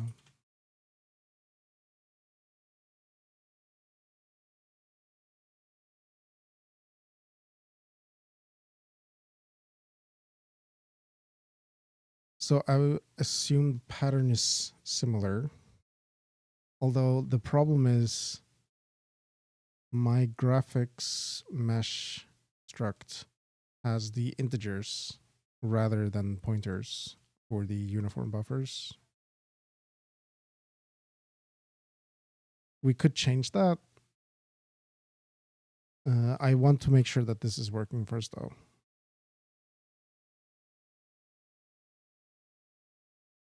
Or do I? Maybe no.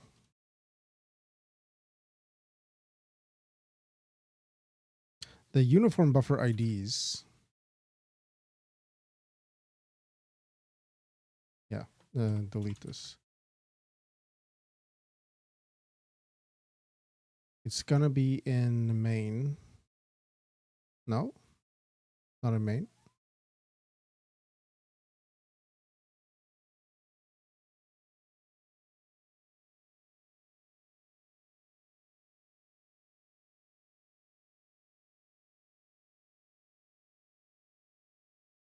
Maybe it's an alphabet.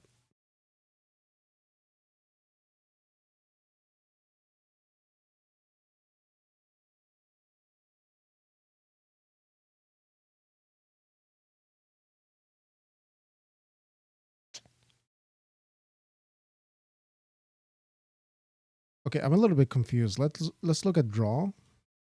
We're having the uniform buffer count. Buffer get. It's a normal buffer.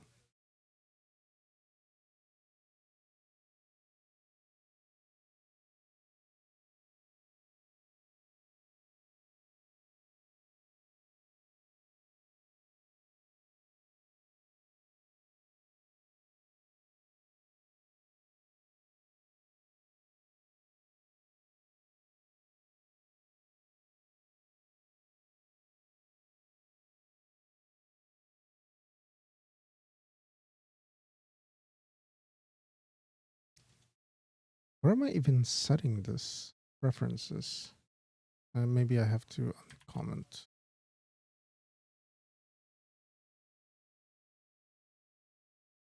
Just here.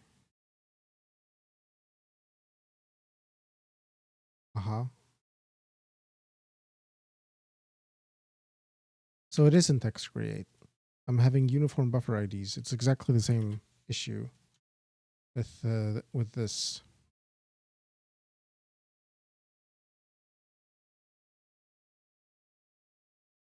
So my mesh create is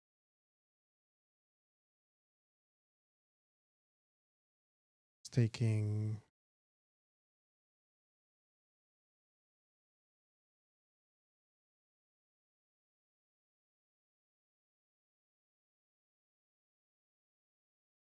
we're having uniform buffers now.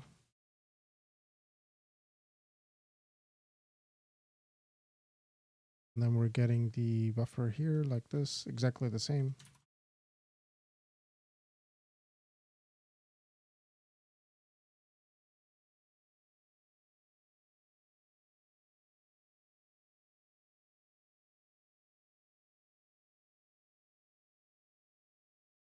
I don't know why I did it differently before, but it doesn't matter.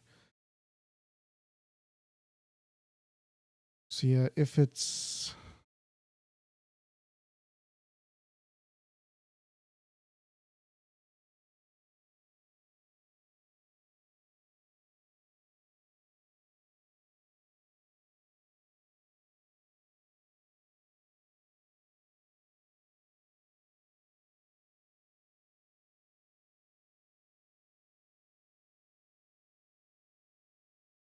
hurt, we are not binding it because it doesn't matter.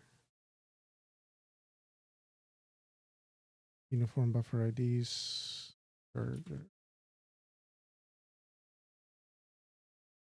We don't need a count.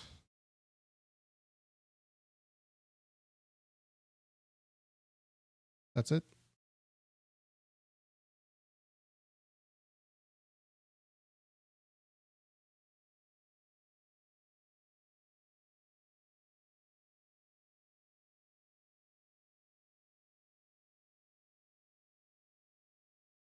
And in the drawing,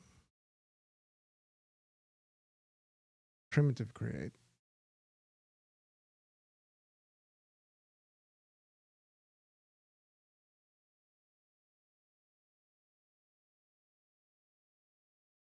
Same thing here.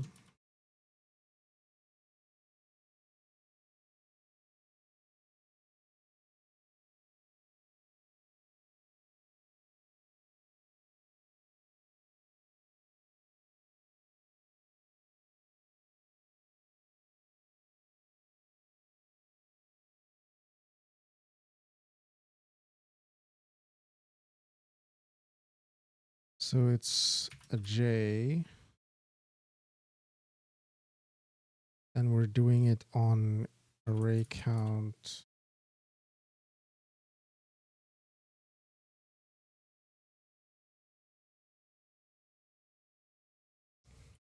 uniform buffers. We get the buffer immediately. Or directly, I mean.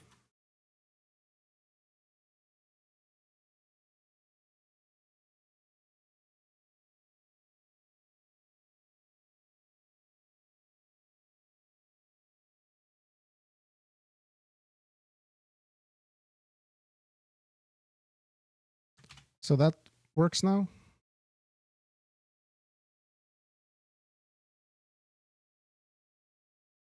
Oh, it's not a pointer, it's a normal one. Undeclared identifier.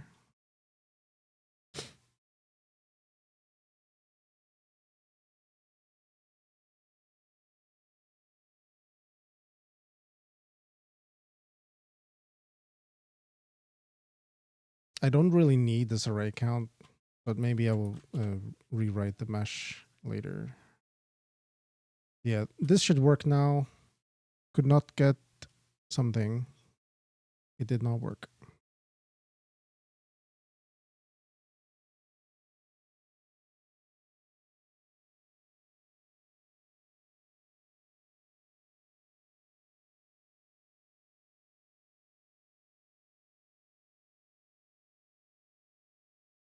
Hmm.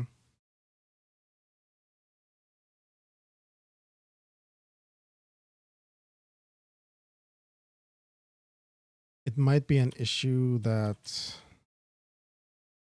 this buffer array of indices is a null pointer. You see, this is a null pointer. So uniform IDs, it goes all the way down.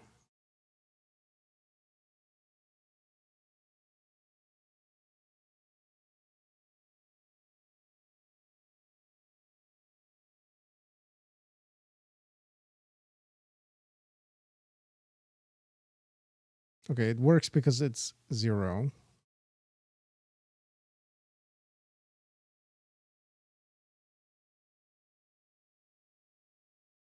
So this is the one that doesn't work? No, it does work. Oh.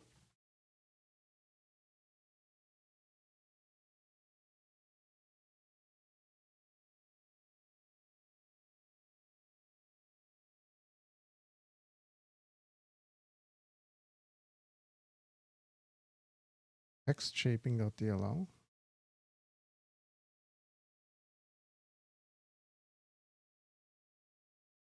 I don't know what this is. I'm not loading it. Maybe it's because of the print or something. Printing some error. What is wrong here? I don't get it.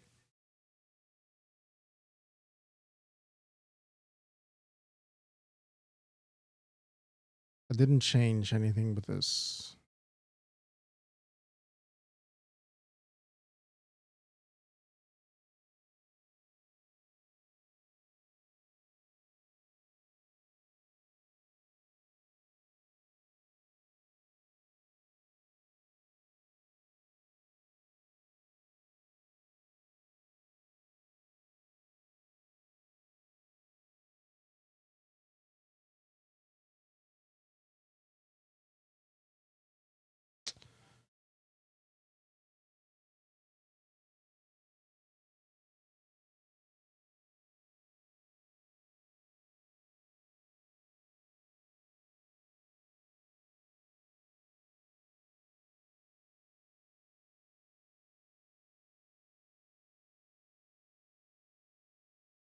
This all looks fine.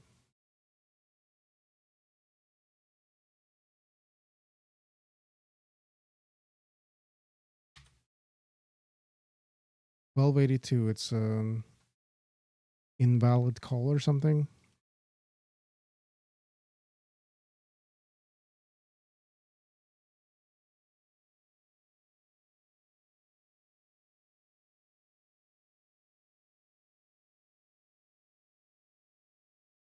$12.82. Not good. So it's something with a state that is incorrect.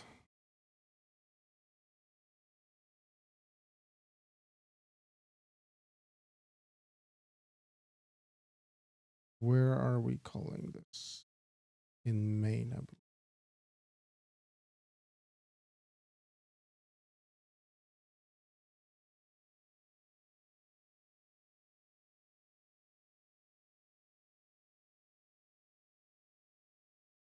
Hmm.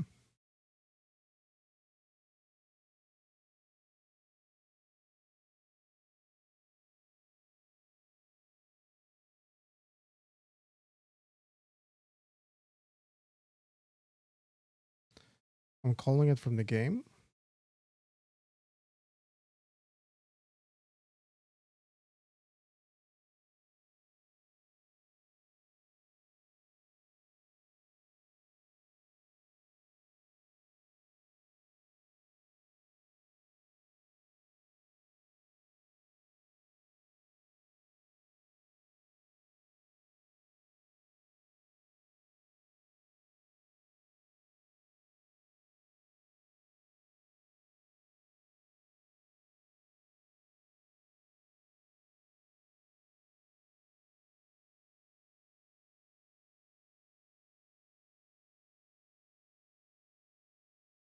I have a feeling like the size of this is wrong or something now.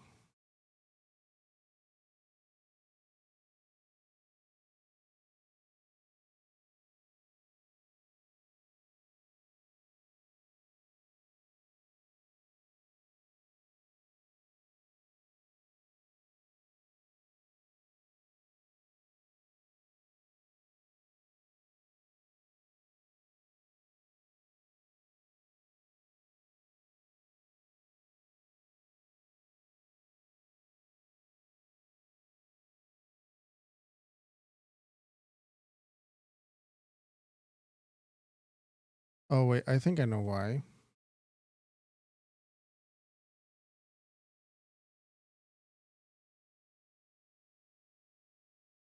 I'm never calling bind buffer.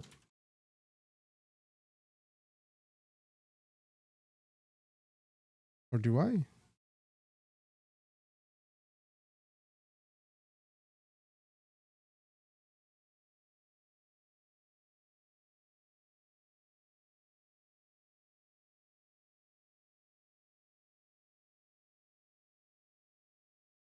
I think that's the issue. Yes. Okay. I hate that I have to like just debug in my head. There's a lot of issues like that in OpenGL that, you know, maybe I could pull the state more closely, but like sometimes you just have an error like that where, oh, I didn't bind the buffer where I was expecting it to be bound because I made a change. And then it just says, nope, you can't do that. Why? I don't know. Invalid operation. All right. So I guess we need to. No, I don't want to manage the buffers today. It can grow and that's fine. I want to try and get to some gameplay. So for gameplay, you need a player.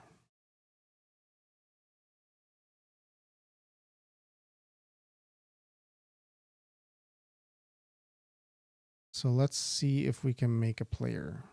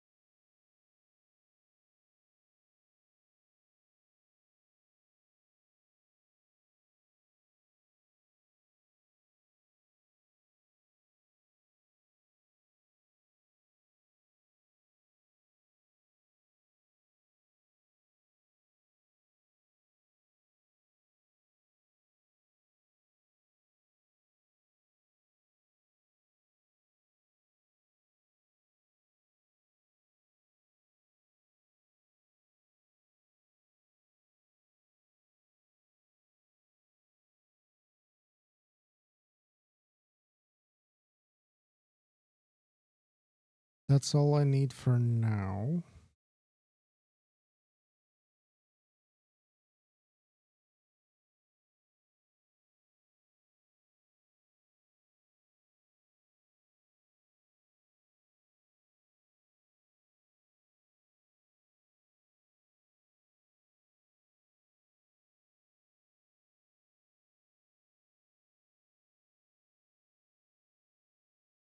No?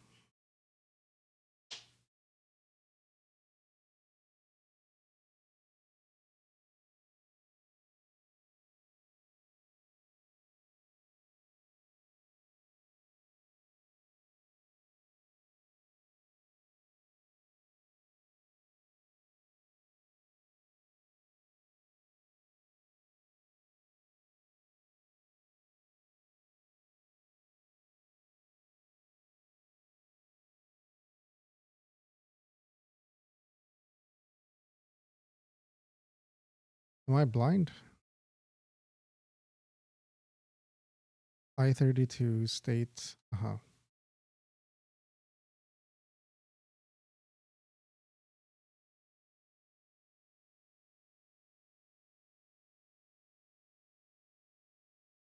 We are creating this. We are adding. Hold up.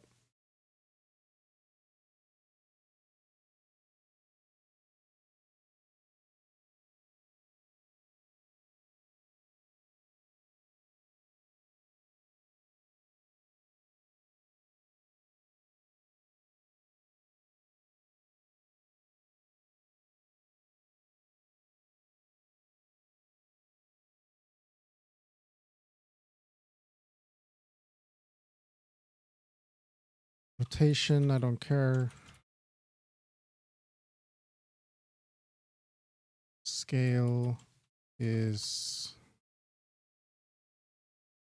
It's a V3 actually. Yeah. That's a 1.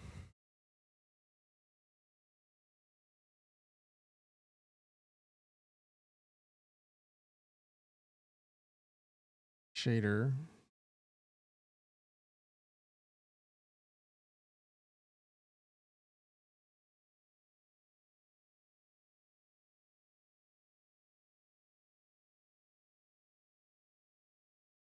Let me add this triangle.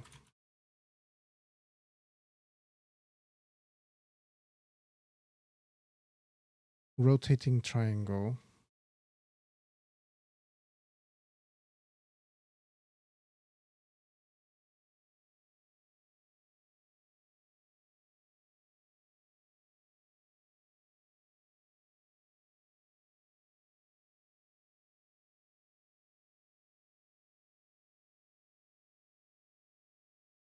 So now actually the triangle will be the one rotating. I don't want it to do that later, but for now this is fine. So this player create, we need to run this when we click on the button. We are calling, which one is it?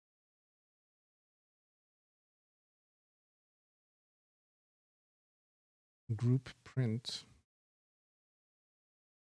Yeah, this we can delete. This is the function where we are assigning it. So we are calling this player create, but now there's an issue because it's expecting this to be a void.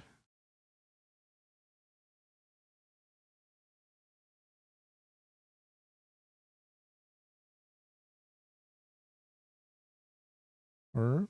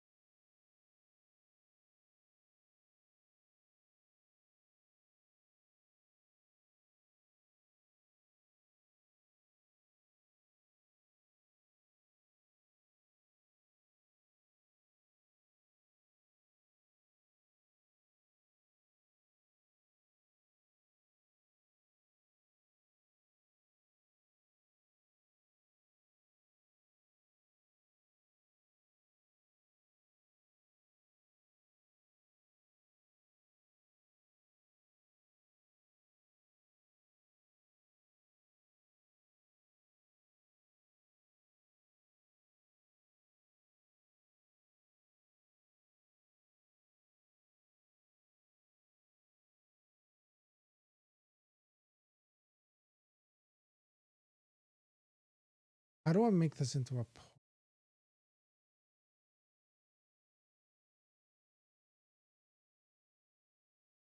like I have to cast it somehow.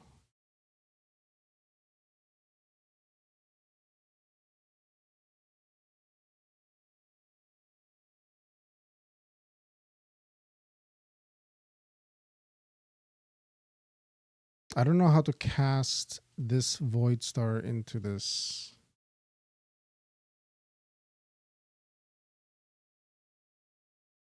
Invalid case style. I don't care.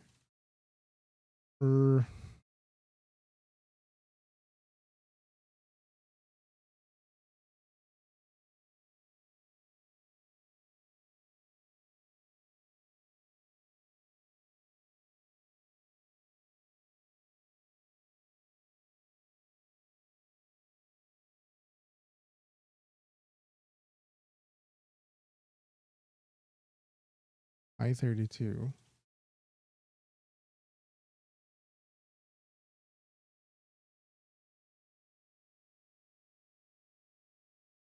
Mm-hmm.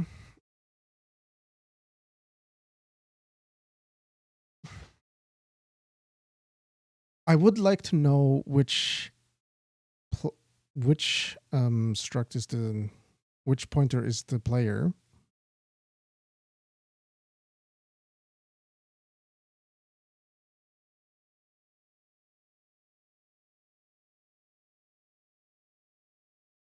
But it makes a lot of sense that this is just returning the void.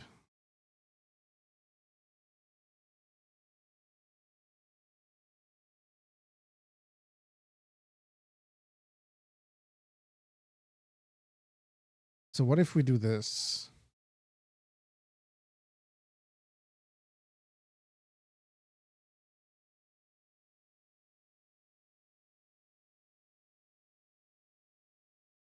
This is a little bit funny, but it's working. So we're passing in the function pointer from this data, and then we are returning the player, the group struct in the same one. So I will rethink this in the future, but maybe this will just work. Why is it still incompatible? Ah.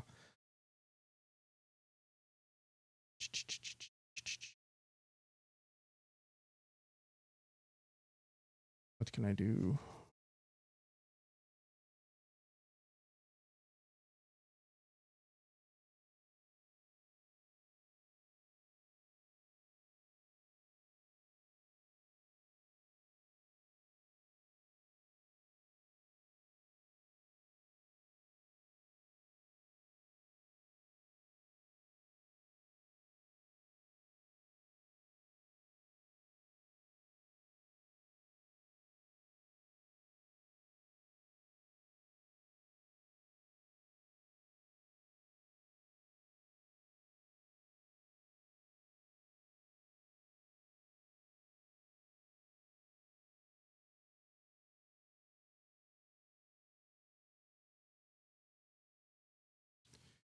In anonymous union, FN data. Here we go.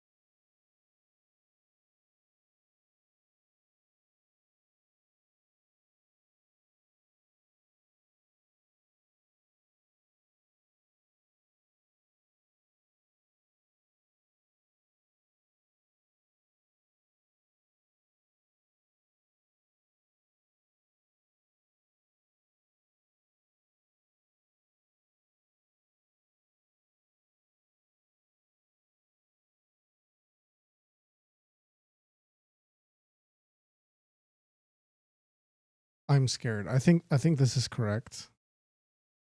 Group click.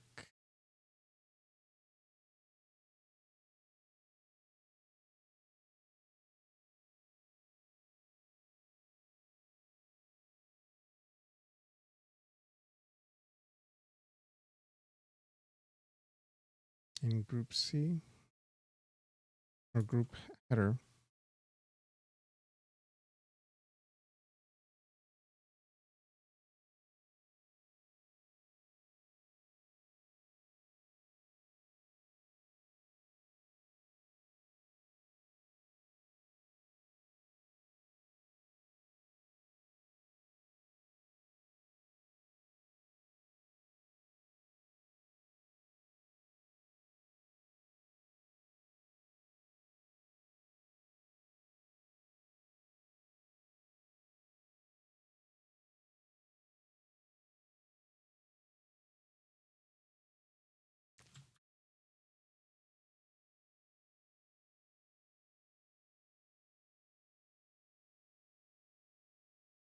I'm just trying to make this work right now. I don't know if I like it actually. Incompatible pointer types, group click function.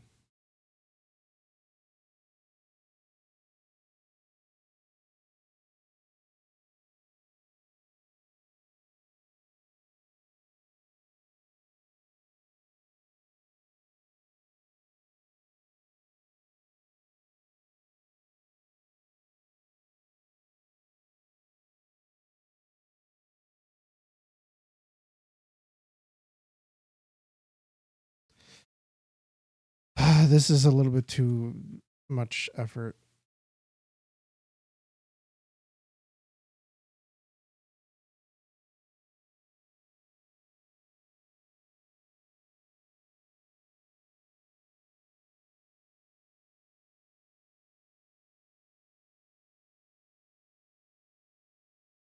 This is gonna crash immediately, I think.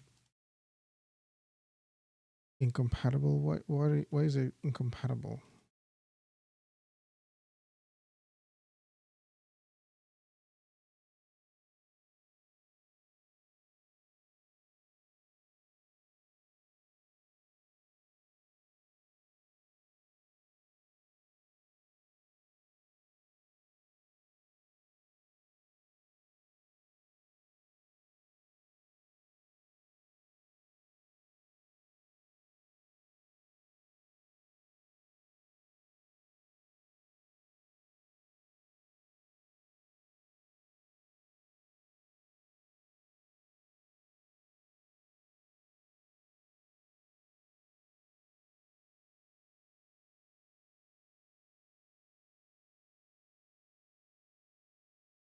No.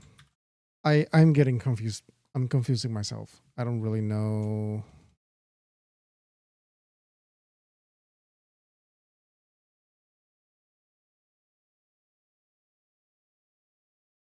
I don't know what I'm doing. I need to like rethink this, but maybe it works. No, it didn't work. I will be right back. I will just go to the bathroom and we will rethink this from the bottom up.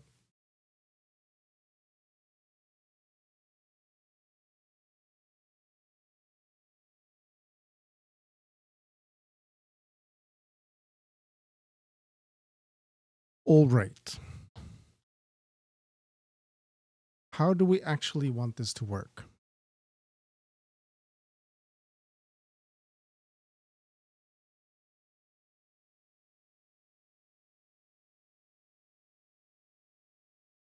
Does a void star star pointer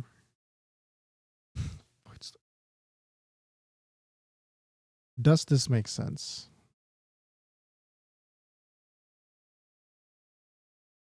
It's very flexible. It can be anything. But I know nothing about, like, ideally, the reason why I had this is because I want this to be able to always operate on itself.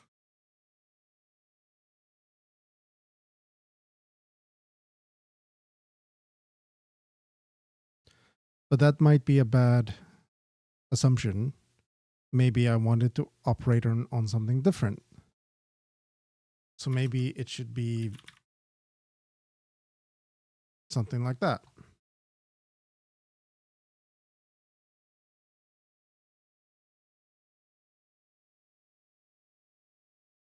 No, I disagree.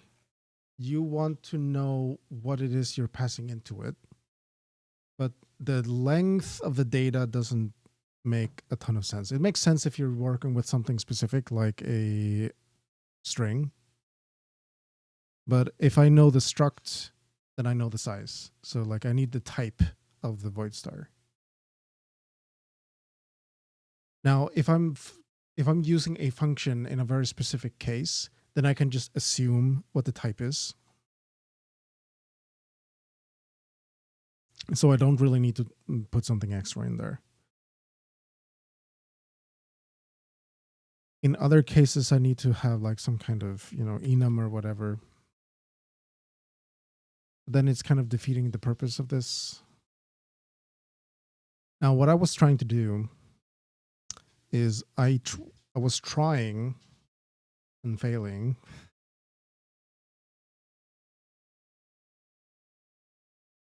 to call to have two different things in this data pointer. So I would give it a function pointer and I would get back a group pointer. Now that is very confusing. It doesn't make a ton of sense. Like it's effective. It works. It might even be the most effective thing that I could do in this situation. But it's sort of hacky. Like I would look at that in 2 weeks and I would have no idea what I'm doing. So is there a better way? Well, I can just give it a void star data. And then I am defining some struct before and after what it is.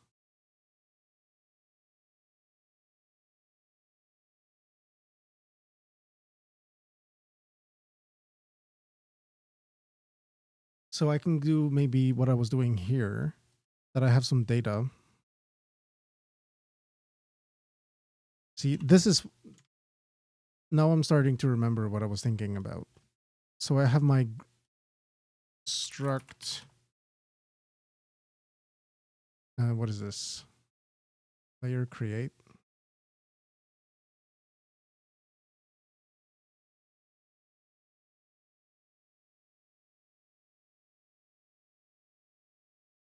So what do we need? We need the function pointer.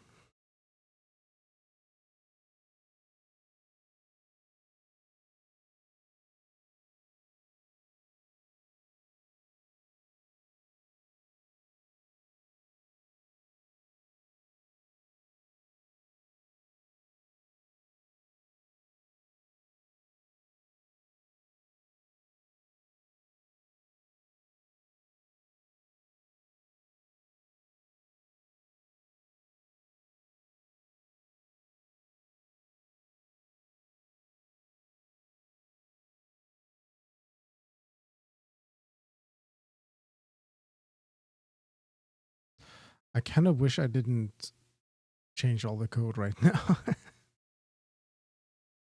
So let's ignore this and let's go back to what we were having before.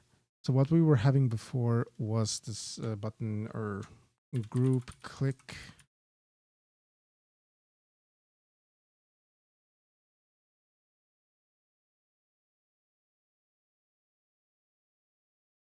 What is a player group and does it need to be expandable or static? A player group is just a group with a special. A player group is not a. It's not a struct. A player group is just a name that I'm giving to a specific group struct. But it has no, like, it's the variable name of the group that has the player functionality. But it has no use outside of that at the moment. So yeah, anyway, create UI button. we are changing all of this back because I realized I made a big mistake.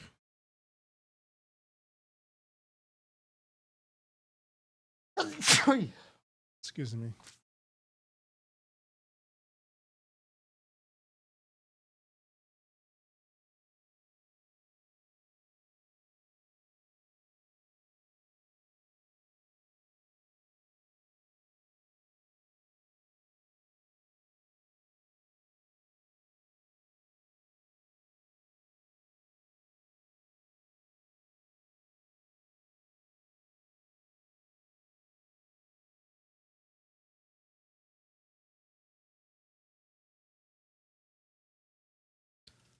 Oh wait, was this a void star data?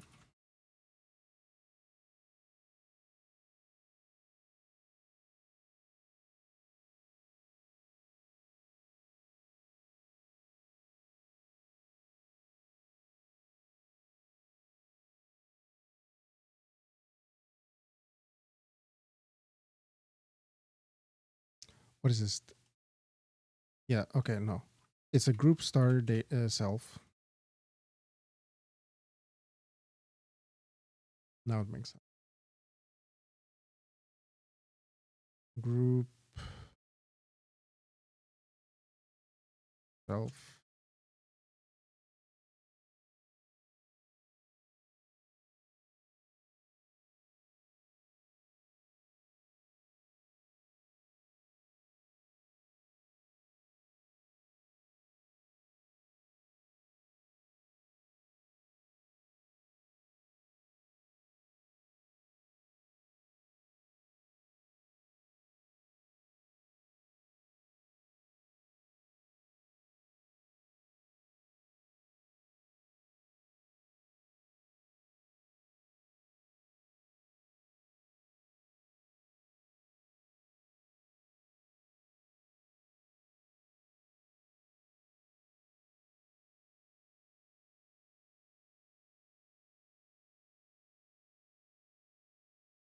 Yep, this one.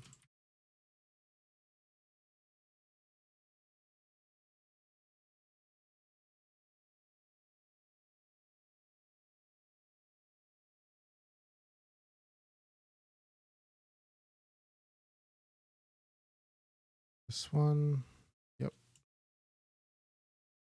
Static size contains an array of children entities. So you were looking to just allocate the group in a unique function. Seems like more work than necessary. Well, what I call a group is maybe what other engines call a prefab or a node or something like that. It's just a group of entities. And in order to create a group of entities, I need to define what entities are put into the group, what functions do they have, what meshes are they using. So I necessarily need to have a function for every group that I'm creating, since the function is the group. That now I have one reusable struct for it. Now this is something is wrong here.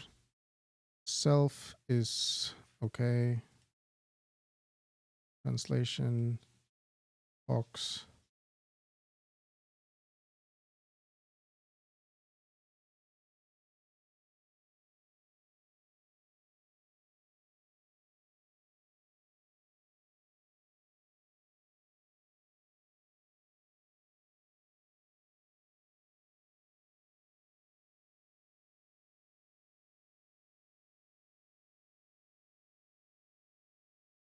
Stack Overflow.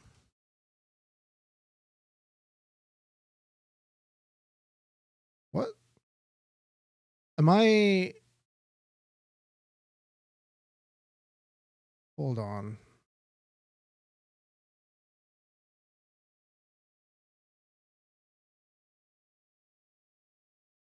So I'm calling group click a million times or 6,000 times. Why am I calling that 6,000 times?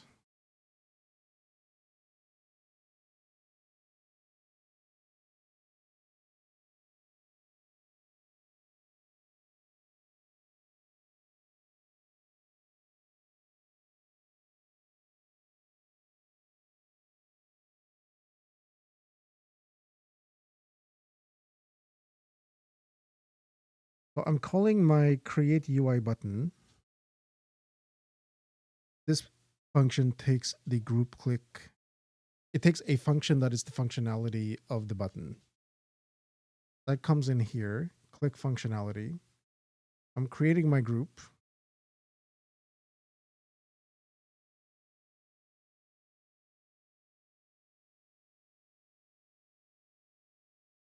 It has a function called group click.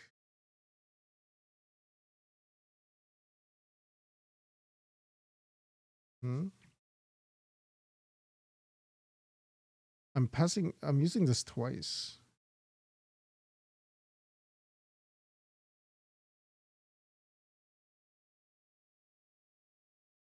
So right now I have a function that is group click.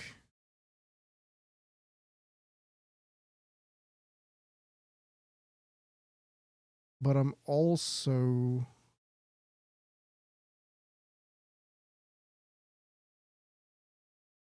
passing it into this click FN. So there's another function that I forget where I create text.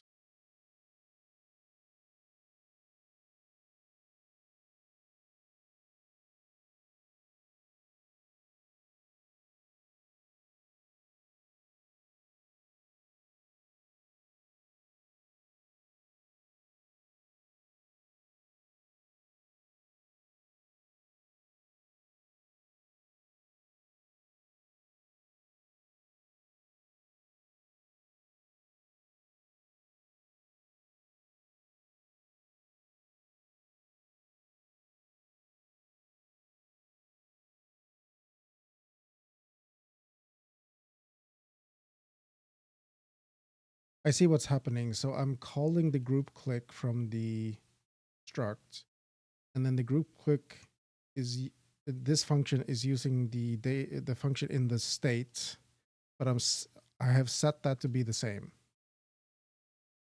So it's just calling itself over and over and over again.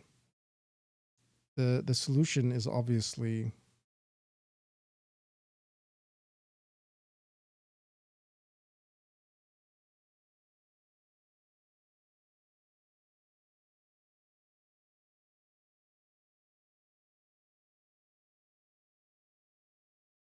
it's a little bit confusing, but actually what I need to call here, this is where I had my print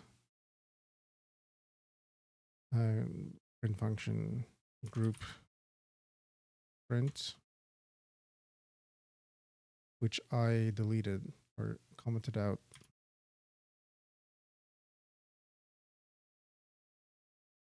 Incompatible.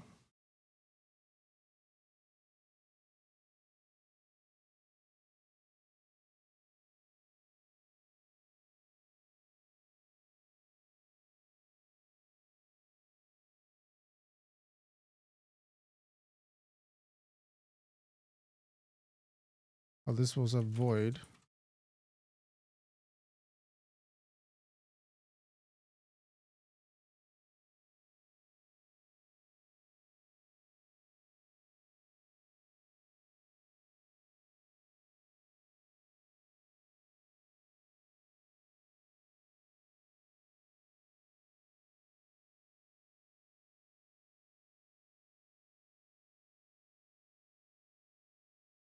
Now it makes sense.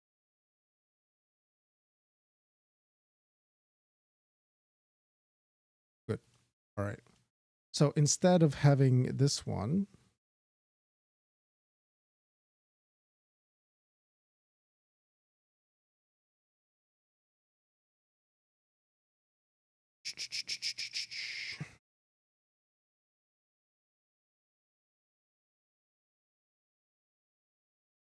we are using this one.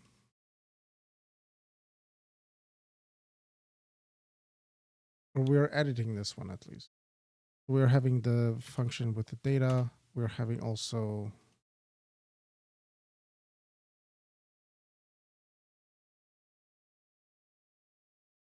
now this is a little bit I don't know. This is a little bit annoying also. I don't know how much I like this because it's like confusing, right? And systems shouldn't be confusing if possible. Group print. So we're calling this group player create undeclared because I commented it out. It needs to have this.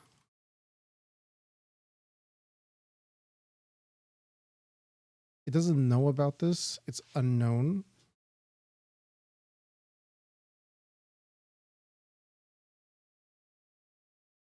But it can have group data.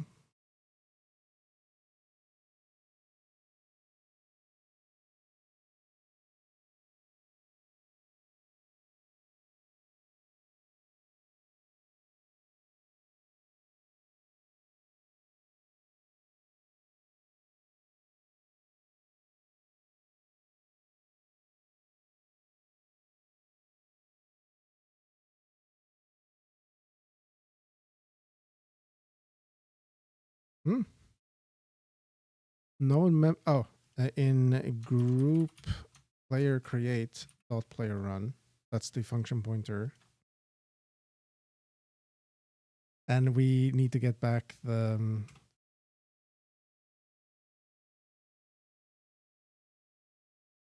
player.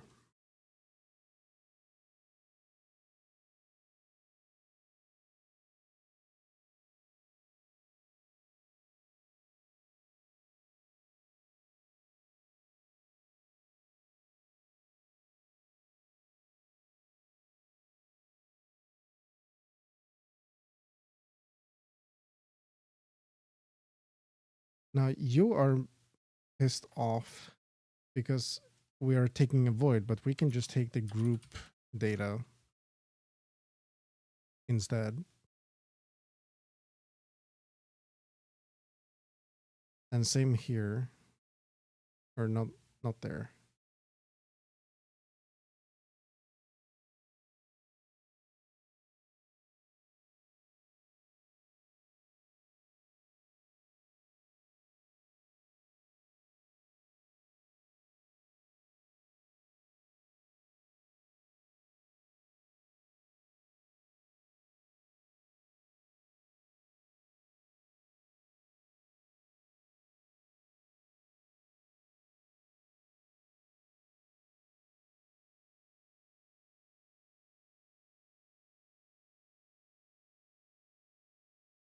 Am I creating spaghetti code?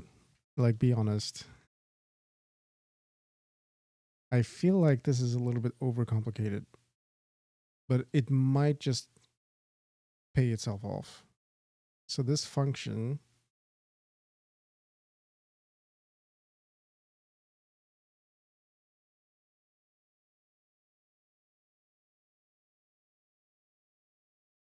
what is this function?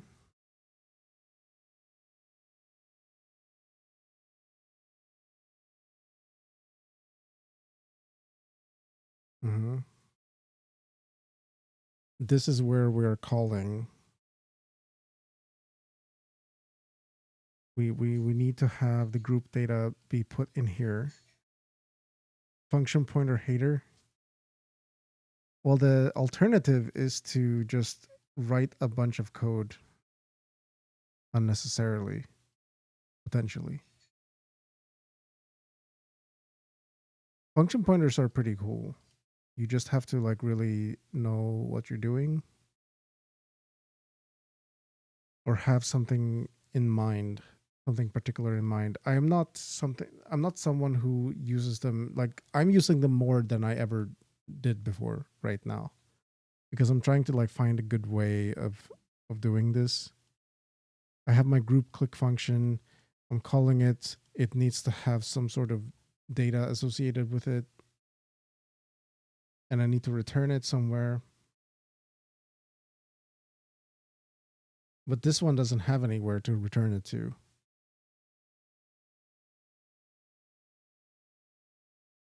So then I need to have maybe group return ret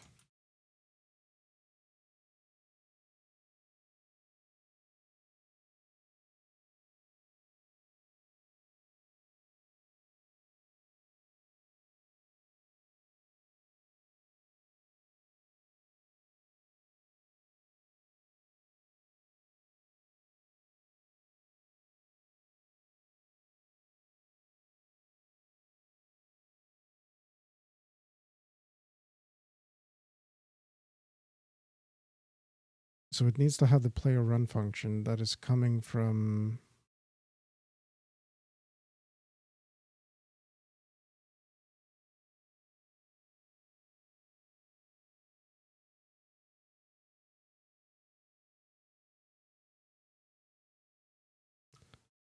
self dot fn data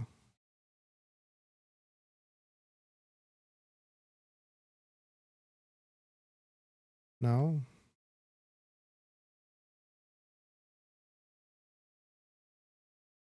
Where is it coming from?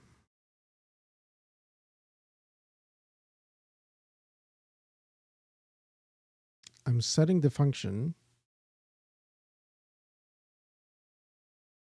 and the function expects some group data pointer, but it doesn't exist anywhere. It's not returned anywhere.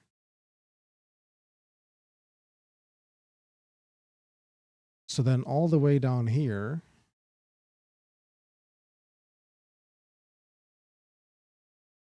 in my game setup,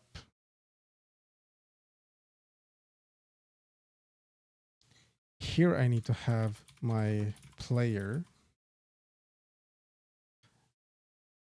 group data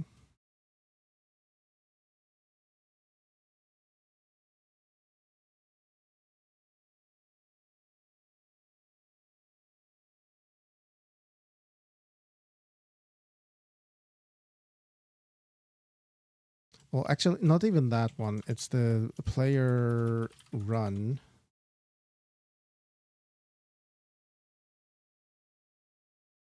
And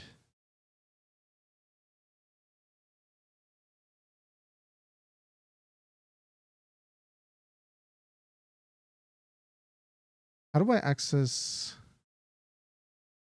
It's like gd dot group click.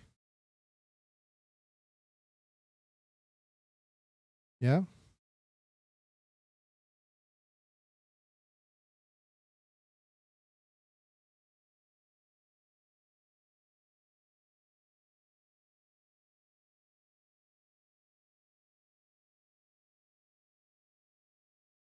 I have to do it like this.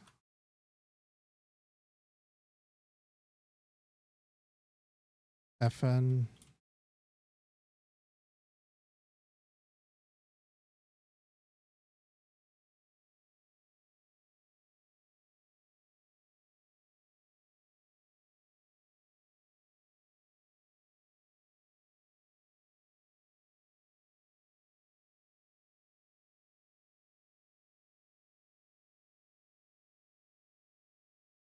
undeclared.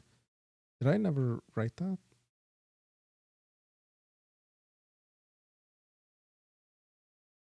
Oh, I see.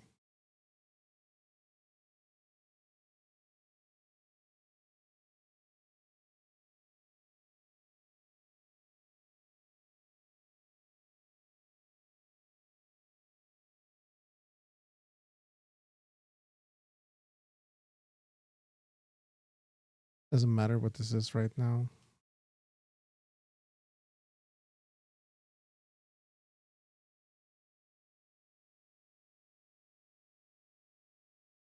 Now this doesn't care that the function looks completely different. That's interesting.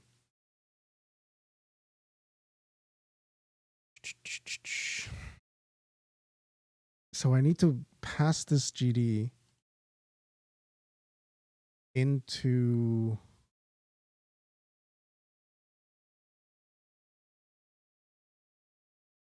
to here somehow.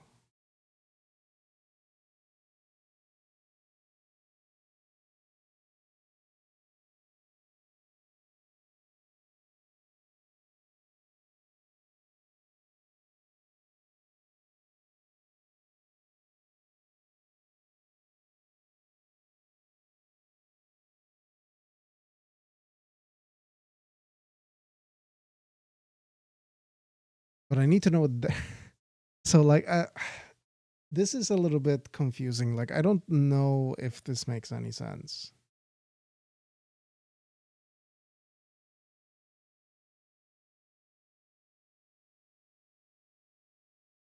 Because I want to add a function to my UI button, and what this function is supposed to do, it's supposed to take another function to run and some data to operate on.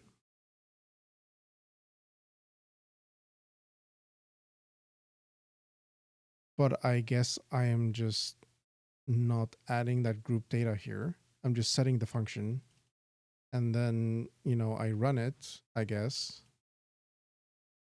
It's part of this UI button group.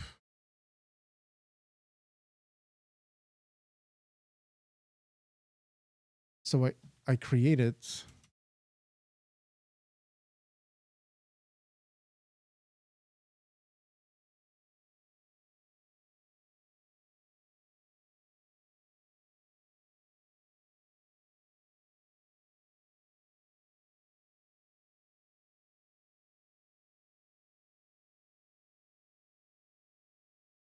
This FN data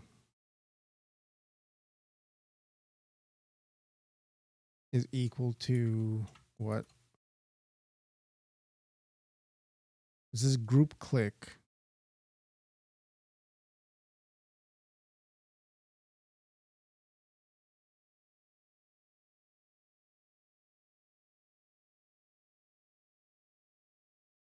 This is the player GD. This stuff pressed.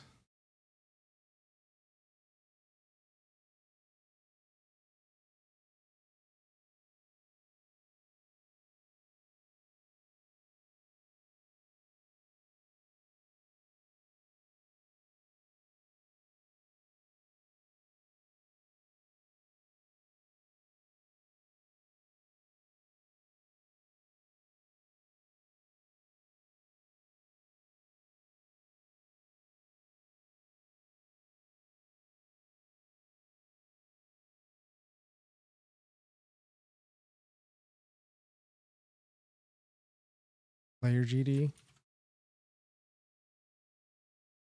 and then the player itself.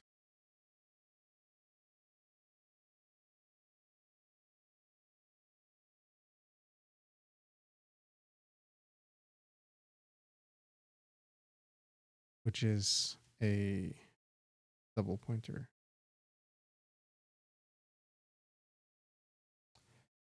Not a fan of immediate mode UI. I haven't used it. I have used Deer IAM GUI. But I think what I'm making is basically the same, isn't it? Because it's just running every frame and checking if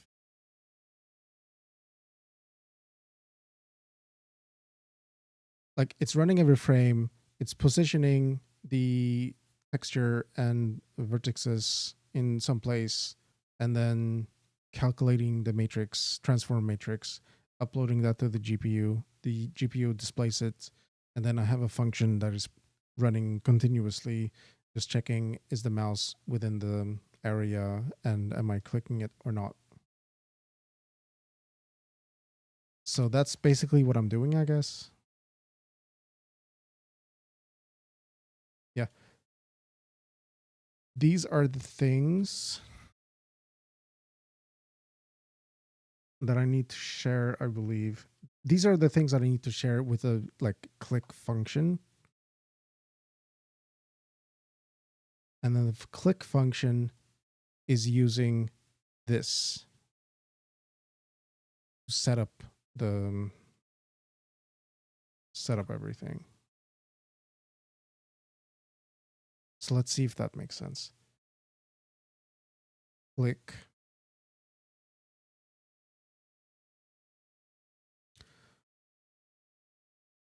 The group click function takes this one. So that is self fn data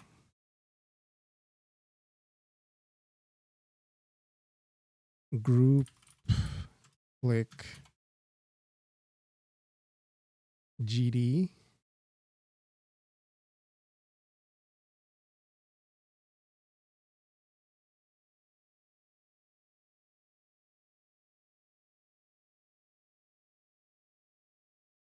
and then we call it. So it's called, we get some return value, and then we say it's pressed, it's done. So then we are in, this function. We are getting the group data that is on the, like on the head function, whatever you call it.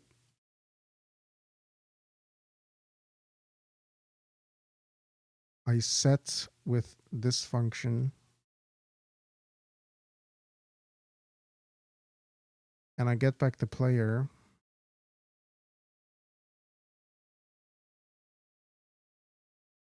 Let's see if it compiles, if it runs, and if we can follow along the. Oh, something happened. Test. Okay, so we are running test.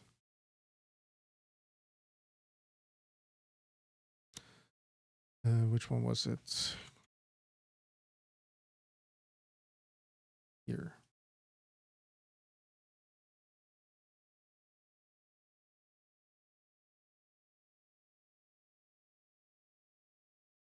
Yeah, the button runs a callback that you specified on click. I see. So like when you say if button hello do something, then I am doing that. I am doing if button dot pressed, then do something. However, the thing that I'm doing is button dot function, data. That's what I'm doing, because I want to have one function struct, and then I set the function that I want to call from the button. And I don't want to have one button struct for every possible function that I would want to do with a button. Here's my thing. So what do we have in here? We have fn data.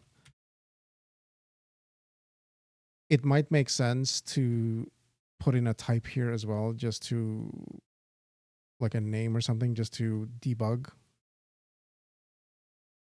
This is what we should be having. And you can see that everything is set. Display run 0. Doesn't mean anything. So this should be correct. If you wanted to remove the button, you would have to destroy it. With immediate mode, you just don't call the button. It's a different way of thinking about it. Right. So the reason why I'm doing it like this is because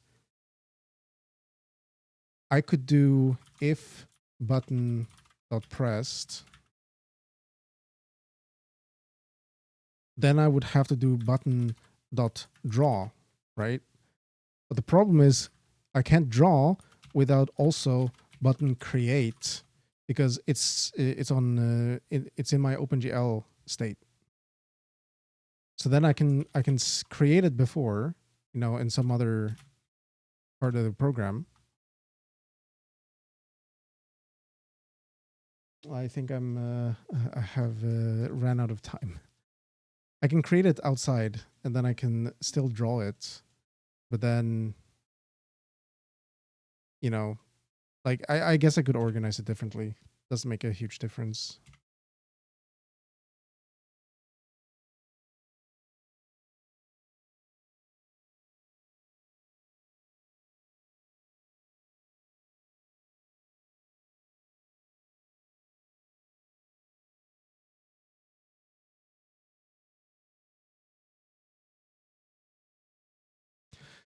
So yeah, like I need to create the button regardless if I'm using immediate mode or retain mode, I guess, because the button would be created on OpenGL. I don't want to create the button on OpenGL and destroy it every frame. That just doesn't make any sense to me. Right. So we are here. We are calling this function, but we are calling player run. That's not what I want to do. I want to call player create.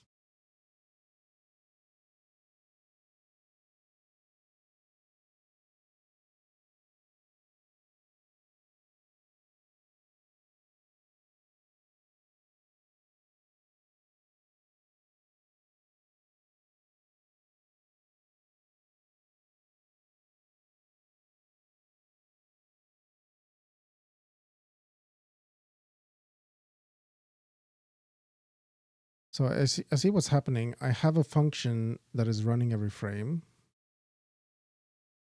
I am calling my update.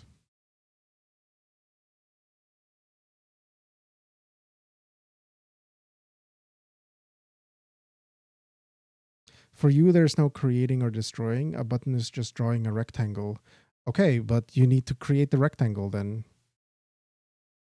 And, you know, maybe your rectangle is just some primitive that you load on boot and you never change it. And then you just manipulate the position or size. What I mean by create is you need to create a vertex buffer for a rectangle. So you create your vertex buffer with your vertices, and then you create also maybe possibly a texture that it's bound to. And then you can draw it or not draw it, but then you need to have the button needs to be some kind of entity. And then you can just draw the entity. That's fair. Like you either draw the entity or not. Right now, I'm only drawing all the groups. So this is where I could do it differently. I think I'm gonna have to come back to this another day. So I can just like spend another couple of minutes on this. So here's my draw function, and it's like very simplistic. I am drawing, I am going over all of my groups or prefabs, whatever you want to call it. And then if they exist, because I might have, null, I might have holes inside this array. If they exist, then I go through all the children. And if any of the children is having a mesh, then I am drawing the mesh, and that's it. So I can't draw anything that is not part of this mesh struct because it doesn't have vertices. How would I draw something without vertices? At the minimum, I need to have a quad or a triangle, like something to draw. So like I could reuse a primitive like a rectangle and draw a bunch of stuff because it's just like one rectangle with where I multiply the size or something and I assign a different texture, and I can reuse that multiple times. But then you need to create that at least once and reuse it. And when you're reusing it, like you could have like you would need to have a list of buttons that are drawn or not drawn, I guess. Yeah, you can use it to draw any amount of rectangles. And that's sort of what I'm doing. Because I am, well, actually right now I'm maybe not doing that. I think right now my primitives are all created. So even though I did that for a specific reason. So I used to have it where I had one rectangle, and then I could just reuse that one rectangle. But then I realized, well, maybe I want to use multiple kinds of rectangles. So I separated the rectangle creation from boot to something that I could call anytime. And just to make the program run again, I am creating a new rectangle every time I want to draw a rectangle. But like I said, I could create one rectangle or some number of rectangles, and I could reuse them. But then I need to manage that state. Now the good thing is that I don't really need to have a static array of rectangles for something like a button, because it's so little data. Like there's no way that's going to have any impact on the performance. If I'm going to have 5 buttons on screen, start, settings, credits, or something like that. If I have like 5 buttons, I could just create them every frame. Like that would be absolutely nothing. And then I just reuse the entities that I have created before. So that's a possible way for me to move forward. Right now, I'm just trying to solve the issue of having variable functionality without having a huge list of just like, if that, then this, otherwise do this and that and this and that. So I think function pointers is a good solution to that. But I need to find a way to do it where, because this is confusing me right now, and it's only like 2 levels of indirection. It's only 2 layers in between my function call and the actual function running, and it's already a little bit confusing to me. So I need to think I need to think of a way to do this better, and if I can't, maybe it's not the right way forward. But I wanted to try it this way at least, because it seems to me like a pretty cool solution. I have in any group, I have one function that is like, this is the thing that the group does. So I assign a click me function to buttons. The button clicks, it calls the click function, and that click function can be anything. It can be create player, it can be change the volume, it can be start the game, and I just have a number of functions and I create that. But I see right now that the things that I'm doing, the things that I'm calling, it's a little bit like it's imprecise, and I'm getting just a little bit confused. So I need to make this better. Am I using instance rendering? Yes. I'm using it or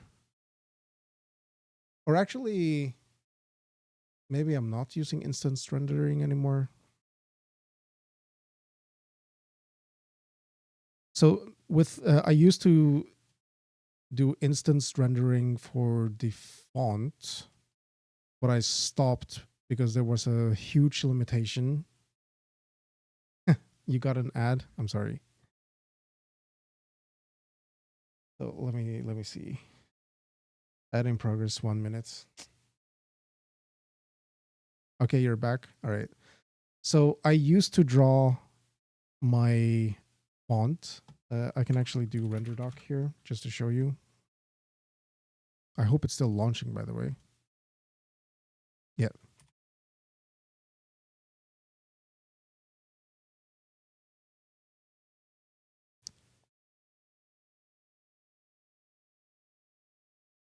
So this font, if you know how to make this not go so crazy, by the way, I don't know the controls. I need to check it out. I think it's crazy because I'm literally putting the font at position 0. But anyway, you might be able to tell here are some rectangles. So I used to do those instanced, and that was cool. But the problem was I had to have an entire, 4K buffer that I was updating and uploading every frame for every string. And that's a limitation for WebGL that, just has to be that way. And I didn't want to do that. So instead, I started using this VS output, I'm generating this once for every string, and then I can reuse it, and then I have like one draw call for the entire string. So I had to change that for that. I'm thinking if I'm doing, I will probably do instancing later when I have something that actually should be instanced. But at the moment, there's nothing really that makes sense. But also, I don't really have anything to draw. I'm just having some primitives, triangle, rectangle, and this font. So the answer is I was using instancing here, but now it doesn't make sense anymore, so I switch it back.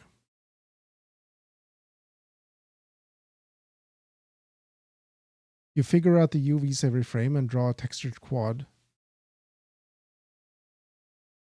Well, so the first thing that I did was to draw every quad one by one in one draw call. And then I did that instanced. But the problem was that doing this instance doesn't really work well on WebGL. So you could go through my like commit history and just see what I'm doing if you want to. And I'm sorry, I don't really have much time anymore, so I don't really have time to go over it. But again, I was doing this in the shader, font vertex shader. So I used to have another vector here where I had the glyph index, and I would have an instance call where I took the instance ID and go into a vector here to get the glyph that I wanted to draw. But the problem was, again, there's a limited amount of space. There's not many alternatives on WebGL, and I had to update the entire thing, or it would crash on browser. Do you ever feel like you have no idea how to solve something and then you kind of blame yourself for not being able to? Or do you ever overplan your problem solving?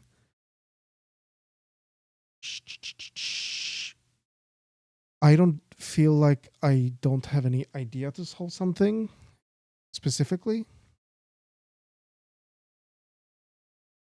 It knows about the glyph ID. But the vertex data is coming from this array. So this is like specific to I'm generating this once for the font for specifically this texture here that is generated on the fly, and it's generated based on the use case. So like you don't have ABCD, it's based on the actual characters used based on the UTF-8. And that's how I'm supporting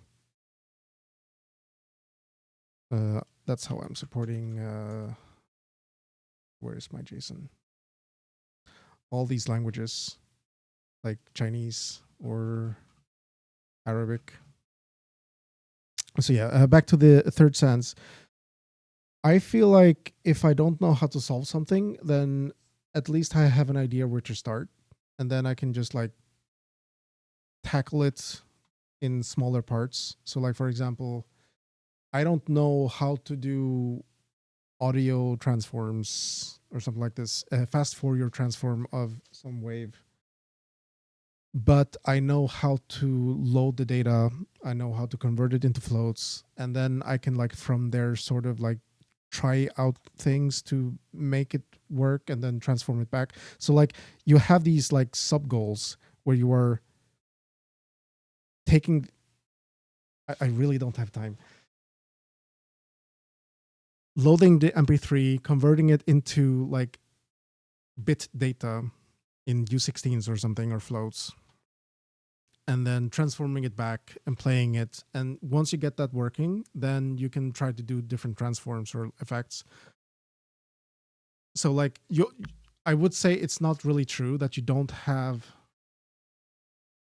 have no idea how to solve something.